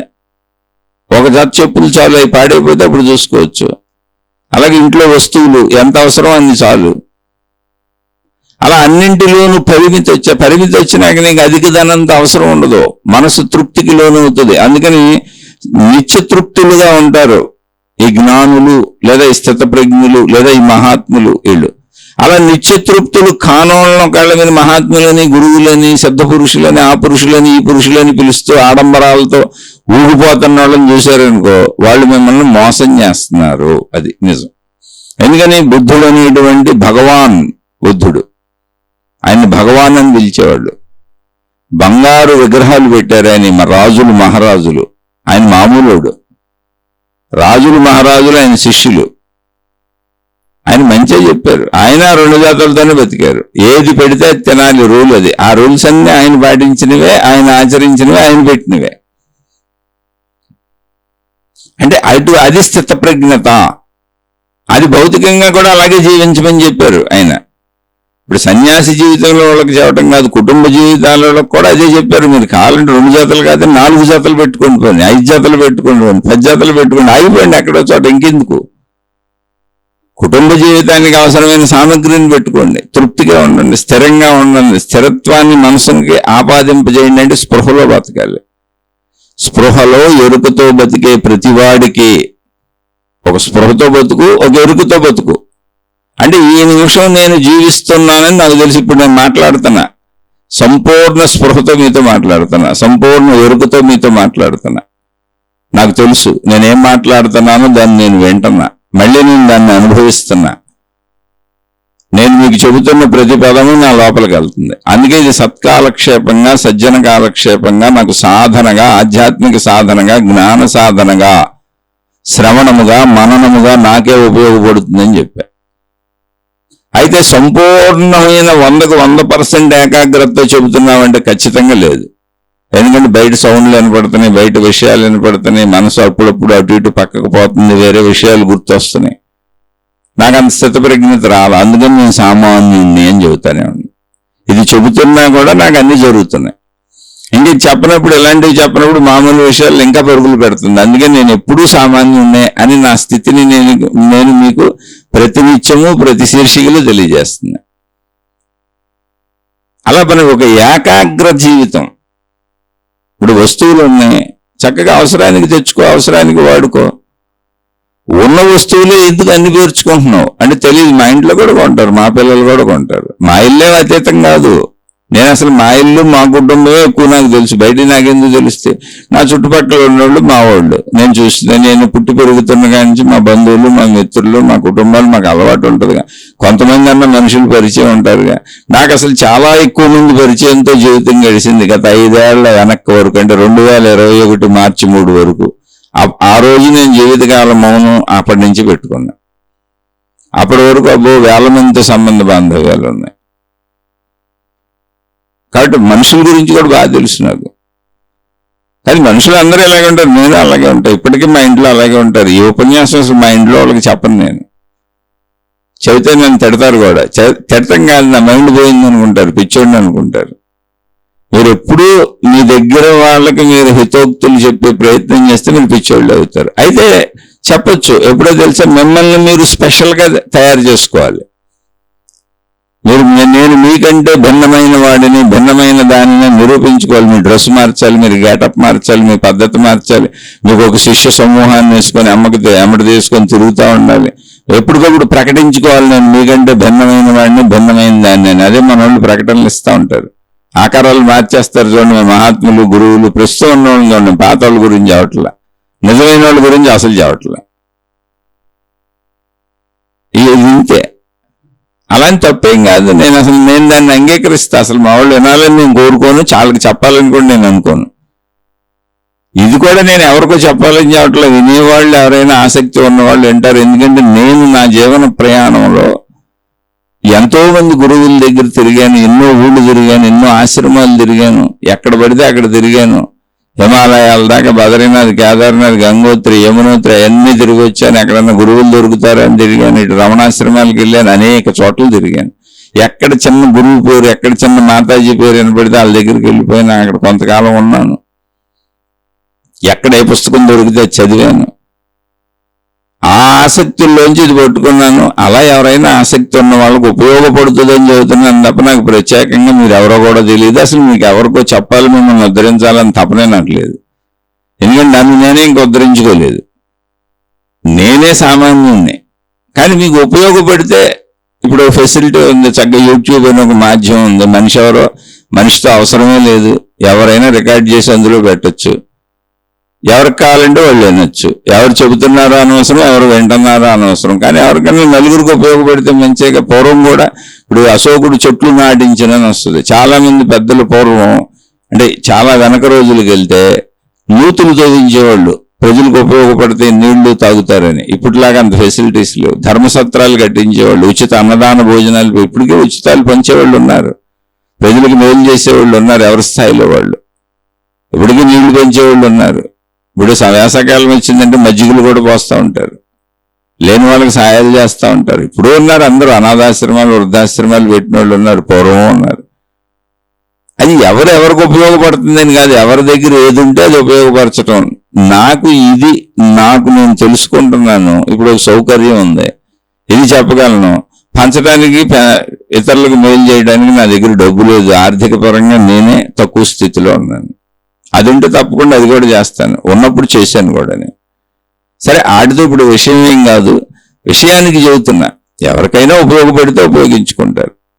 కానీ నేను ఇంకా స్థిరత్వాన్ని పొందలేదు. కానీ మన అలవాట్ల చేత ఎడవబడుతున్నామా, మనసు చేత ఎడవబడుతున్నామా, కోరికల చేత ఎడవబడుతున్నామా, గుణముల చేత ఎడవబడుతున్నామా, బుద్ధుల చేత ఎడవబడుతున్నామా గమనించుకొని, లేదా ఎరుకతో ప్రతి నిమిషము ఎరుకతో జీవిస్తున్నామా. ఎరుకతో జీవిస్తున్నా అంటే ఒకటే, ఈ నిమిషం ఇప్పుడు ఆకలిగా అన్నం తింటాను, కడుపు నిండితే సంతృప్తిగా ఉంటాను, తినేటప్పుడు సంతృప్తిగా తింటాను, అడిగేటప్పుడు సంతృప్తిగా అడుగుతాను, చక్కగా అడుగుతాను, తినేసినాక చక్కగా ఉంటాను, అన్నీ చక్కగా ఉంటాయి. ఆ గురువు గారు టీ తాగిలినట్టు ఎరుకతో జీవించండి. ఇప్పుడు స్నానం చేస్తున్నాం అనుకోండి, ఎరుకతో చక్కగా నీళ్ళ స్పర్శ తెలియాలి, శరీరానికి రుద్దుకునే షాంపూనో సబ్బో క్లీన్ చేసుకునేది చక్కగా నేను క్లీన్ చేసుకుంటున్నానని. మనం ఏ పార్ట్ని క్లీన్ చేస్తున్నామో, తల రుద్దుకుంటే తల స్పర్శ చక్కగా పూర్ణంగా దృష్టి దాని మీదే ఉండాలి. నీటి స్పర్శ చల్లగానో లేకపోతే వెచ్చగానో మీరు వేయిపోసుకుంటే తెలుస్తూ ఉండాలి. ధ్యాస అంతా అక్కడే ఉండాలి. స్నానం చేస్తూ ఎక్కడో పరధ్యాసలు అసలు ఉండకూడదు. అలా ఏది చేస్తుంటే దాని మీదే ధ్యాస పెట్టుకుంటే మీరు స్పృహలో జీవిస్తున్నట్టు. లేకపోతే మీరు అలవాటుగా యాంత్రికంగా జీవిస్తున్నారంటే, కారు ఎవరో తోలుతుంటే వెళ్ళిపోతుంది, మన అలవాటు తోలుతుంది, మన గుణాలు తోలుతున్నాయి, మన బుద్ధులు తోలుతున్నాయి, పాత అలవాట్లు తోలుతున్నాయి, పాత గుణాలు తోలుతున్నాయి, పాత స్వభావం తోలుతుంది, పాత మనసు మనం ఈడ్చుకుపోతుంది. అందుకే చాలా మంది నా మనసు నా మాట విందని చెబుతూ ఉంటారు. ఇందులో పెద్ద అద్భుతము లేదు, ఆశ్చర్యము లేదు. నిరంతర ఎరుకతో స్థితప్రజ్ఞతతో జీవించడానికి మనం ప్రయత్నించాలి.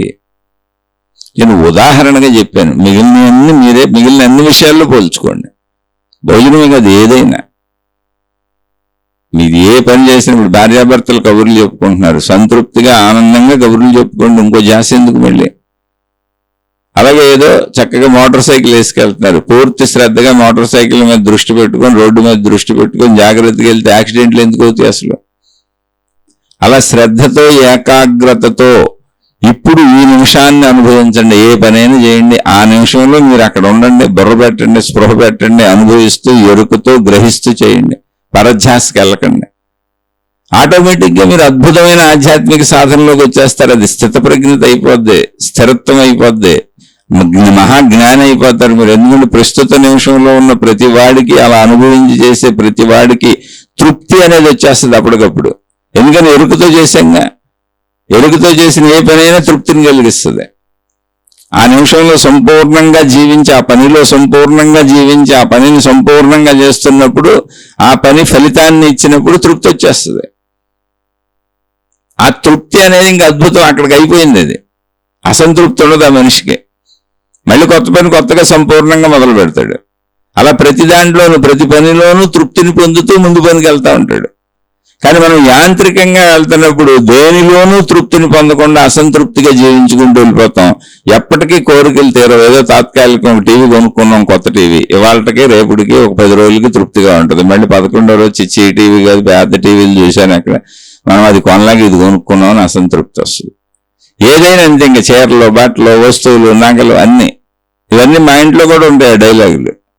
ఏదో గతిలాగా కొనుక్కున్నాం, మనకు అంత ఆహత లేదు కదా అని డైలాగులు అన్ని చోట్ల వినపడుతుంది, మా ఇంట్లోనే వినపడుతుంది.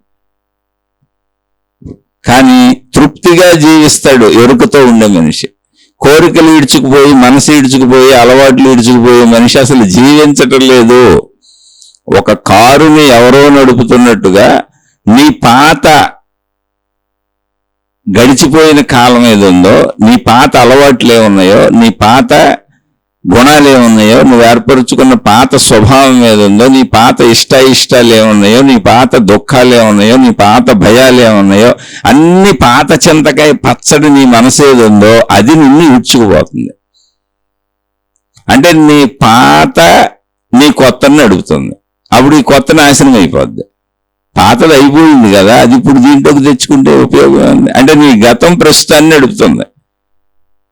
నీ గతం ప్రస్తుతాన్ని ఎట్ట నడుపుద్ది? గతం అంటే గతించిపోయింది కదా, గతం గతః. గతించిపోయిందందు ప్రస్తుతాన్ని నింపుకుంటున్నాను అంటే ప్రస్తుతాన్ని కూడా చంపేసావుగా. అందుకే యాంత్రిక జీవితము, నీకు ఎప్పటికీ సంతృప్తి ఉండదు. అందుకని ఏదైనా ప్రస్తుతంలో ఉండండి, అద్భుతమైన సాధన అయిపోద్ది. ట్రై చేయండి. మీకు అర్థం కాదు మళ్ళీ అడగండి, విశ్లేషించుకుందాం ఎన్నిసార్లైనా. మనం ఎలా జీవిస్తున్నామో మనకి తెలుసా అది గమనించి చూడండి. నేను కొన్ని ఉదాహరణలు చెప్పి మీ మొత్తం జీవితంలో అన్ని ఉదాహరణలకి అదే పనికి వస్తుంది.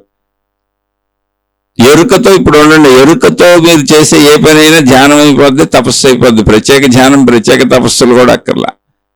ధ్యానం అయిపోద్ది. 100కి 100 పాళ్ళు మీరు ఆనందంగా అక్కడ కూర్చొని ఆహార పదార్థాలు భోంచేస్తున్నారనుకోండి, ధ్యానమేది. దృష్టి అక్కడే ఉంటే, పరధ్యాసకి వెళ్లకుండా ఉంటే, ఇంకో ఆలోచనలు చేయకుండా ఉంటే, సెల్ ఫోన్లు టీవీలు చూడకుండా చక్కగా భోజనం మీద దృష్టి పెట్టుకొని తింటూ ఆ 5 నిమిషాలు, 10 నిమిషాలు, పావు గంట సంపూర్ణంగా దాన్ని ఆస్వాదిస్తూ తింటే తపస్సు, భోజన తపస్సు అయింది. భోజన తపస్సు చేయండి, స్నాన తపస్సు చేయండి. ఉదయం మెలుగు వచ్చిన కానీ కాలకృత్యాలతో తపస్సు మొదలు పెట్టండి, కాలకృత్యాలతో ధ్యానం మొదలు పెట్టండి, కాలకృత్యాలతో శ్రద్ధ మొదలు పెట్టండి, కాలకృత్యాల నుంచి మొదలు పెట్టండి. ఏకాగ్రత. ఏ పని చేసినా పర్వాలేదు, అది ఏ పనైనా సరే. మీరు బాత్రూమ్కి వెళ్ళి మల విసర్జన చేస్తున్నారు, మూత్ర విసర్జన చేస్తున్నారు, దాని మీద దృష్టి పెట్టుకోండి. ఎందుకని ఆ కార్యం చేసేటప్పుడు అక్కడే దృష్టి ఉండాలి. ఎప్పటికప్పుడు కార్యాలు అంతే. ఏ కార్యంలోకి వెళ్తే ఆ కార్యంలో నిమగ్నం అవ్వండి పూర్తిగా. లేదు మీరు ఏదైనా విషయం గురించి ఆలోచించాలి, భవిష్యత్తు కార్యం ఎలా చేయాలని ఆలోచించాలి అనుకోండి, ఈ కార్యం అయిపోయినా కూర్చొని ప్రశాంతంగా ఆలోచించుకోండి. ఆలోచనకు కూడా టైమే ఉండి అది శ్రద్ధగా చేయండి. ఒక పనిలో ఇంకో పని చేస్తే అది పోద్ది, ఇది పోద్ది, రెండు పోతాయి. ఒక పని చేస్తున్నప్పుడు ఇంకో పని చేయకుండా ఆలోచించాలంటే ఆలోచన అనే పనికి టైమే ఉండి దాని మీద శ్రద్ధ పెట్టండి. ఇది మీకే అర్థమవుద్ది. అందుకని మీరు ఏడవబడుతున్నారా, స్పృహతో జీవిస్తున్నారా, స్పృహ లేకుండా జీవిస్తున్నారా అంతే చూసుకోండి. అంతే. మనసు ఏడవబడుతున్న వాళ్ళందరూ స్పృహ లేని జీవితమే. అందుకని ఎప్పటికీ స్పృహ లేకుండా జీవించేవాడికి అసలు సంతృప్తి ఎట్టొస్తుంది? సంతృప్తి అనేది రాదు, స్థిరత్వం అనేది రాదు. స్పృహతో జీవించేవాడికి అసలు సంతృప్తి లేకుండా పోదు. ఎందుకంటే ఒక పని అవగానే వచ్చే తృప్తే. ఎప్పుడు ఎరుకతో సంతృప్తితో జీవించే వాళ్ళకి పని తర్వాత పని, పని తర్వాత పని, పని తర్వాత పని అలా వస్తాయి జీవితంలో.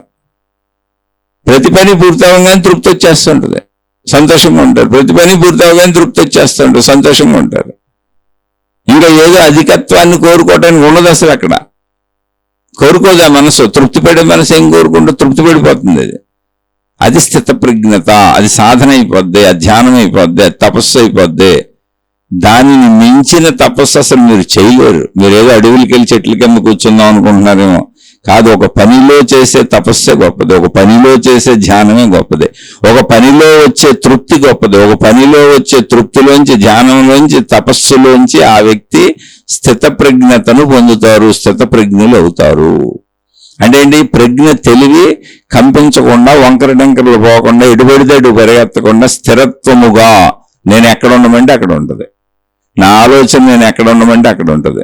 నా కోరిక నేను ఎక్కడ ఉండమంటే అక్కడ ఉంటుంది. నా శరీరం నేను ఎక్కడ ఉండమంటే అక్కడక్కడ ఉంటుంది. నా మనసు నేను ఎక్కడ ఉండమంటే అక్కడ ఉంటుంది. నా బుద్ధి నేను ఎక్కడ ఉండమంటే అక్కడ ఉంటుంది. ఇక్కడ కూర్చొని నేను వచ్చేదాకంటే అక్కడే కూర్చుంటుంది. అంటే నేను అనుకుంటున్న నేను, నా బుద్ధి, నా మనసు, నా ఆలోచన, నా కోరికలు, నా గుణం, నా స్వభావం, నా కోపం, నా ఈర్ష్య, నా ఆశ అన్నీ నా కంట్రోల్లో కదా ఉండాలి. వాటి ఇష్టం వచ్చినట్టు అవి పోకూడదుగా. అసలు ఏదన్నా అర్థమవుతుందా మనకి? అవి వాటిష్టం వచ్చినట్టు నన్ను లాక్కుపోతున్నాయి అంటే అర్థం నేను స్పృహ లేకుండా జీవిస్తున్నాను, నా గతం నా ప్రస్తుతాన్ని ఆక్రమించేసింది. అవి నేను ఏర్పరచుకున్నటువంటి పాత గుణాలు. ఇప్పుడు ఆ పాత గతం వచ్చి ప్రస్తుతాన్ని నింపేసి నన్ను ఈడ్చుకుపోతుంది. నాకు స్పృహ లేదు, అదే ఈడ్చుకుపోతుంది. అందుకని స్పృహతో జీవిద్దాం. సందేహాలు వస్తే తప్పకుండా అడగండి, మళ్ళీ చెప్పుకుందాం. ఈ శీర్షిక ఏంటి? మిగిలిన ఉదాహరణలన్నీ మీ జీవితానికి మీరు అప్లై చేసుకోండి. ఎక్కడ సందేహం వచ్చినా మళ్ళీ అడగండి, చక్కగా చెప్పుకుందాం, విశ్లేషించుకుందాం. మనం ఎలా జీవిస్తున్నామో మనకు తెలుసా? ఆధ్యాత్మికంగా ముందే చెప్పాను. ఆధ్యాత్మికంగా అంటే మన లోపల, భౌతికంగా అంటే బయట. మన లోపల సరైతే బయట అంతా సరైపోద్ది. అసలు లోపల సరిగ్గా జీవించేవాడికి భయం ఉండదు, దుఃఖం ఉండదు, నిత్య సంతృప్తుడే ఉంటాడు. అది డబ్బుతో లేదా కోరికలు తీరిపోవడంతో, అధిక ధనం సంపాదించడంతో, అధిక పదవులు పొందడంతో అలా వచ్చేది కాదు. అది నిత్య సంతృప్తుడిగా ఉంటాడు. ఎలా ఉన్న ఎంత సామాన్య జీవితమైనా నిత్య సంతృప్తుడుగా ఉండును. చూడండి, ఒకసారి ఆలోచించి చూడండి, అర్థం చేసుకునే ప్రయత్నం చేయండి, అర్థమైతే ఆచరించుకోండి. అర్థమే ఆచరించుకుంటున్న వాళ్ళకి ఏ సందేహాలు వచ్చినా అడగండి. ఉదాహరణలుగా కొన్ని చెప్పాను, మిగిలినవన్నీ మీ జీవితాలకు మీరు అప్లై చేసుకోండి. ఇలా రోజు ఎంతో కొంత 4 మంచి మాటలు చెప్పుకొని మనం మంచి మార్గంలో పెట్టుకొని మనకు మనం స్థిరత్వంతో సుఖంగా హాయిగా తృప్తిగా బతికే ప్రయత్నం చేద్దాం. ఇక ఇది నచ్చని వాళ్ళు, అయ్యా అమ్మ ఇది మీకు చెబుతున్న విషయం కాదు, నచ్చని వాళ్ళందరూ మీకు నచ్చిన మార్గాల్లో హాయిగా సాగిపోండి. ఇవి అసలు వినకండి. ఇవి విని అకారణ ద్వేషాలు పెంచుకోకండి. ఎందుకు మీ దారిని మీరు పోండి, నా దారిని నేను పోతాను. శుభమస్తు. మీకు మీ కుటుంబ సభ్యులకు మేలు చేకూరుగాక. మరలా మరొక కొత్త శీర్షికతో కలుసుకుందాం.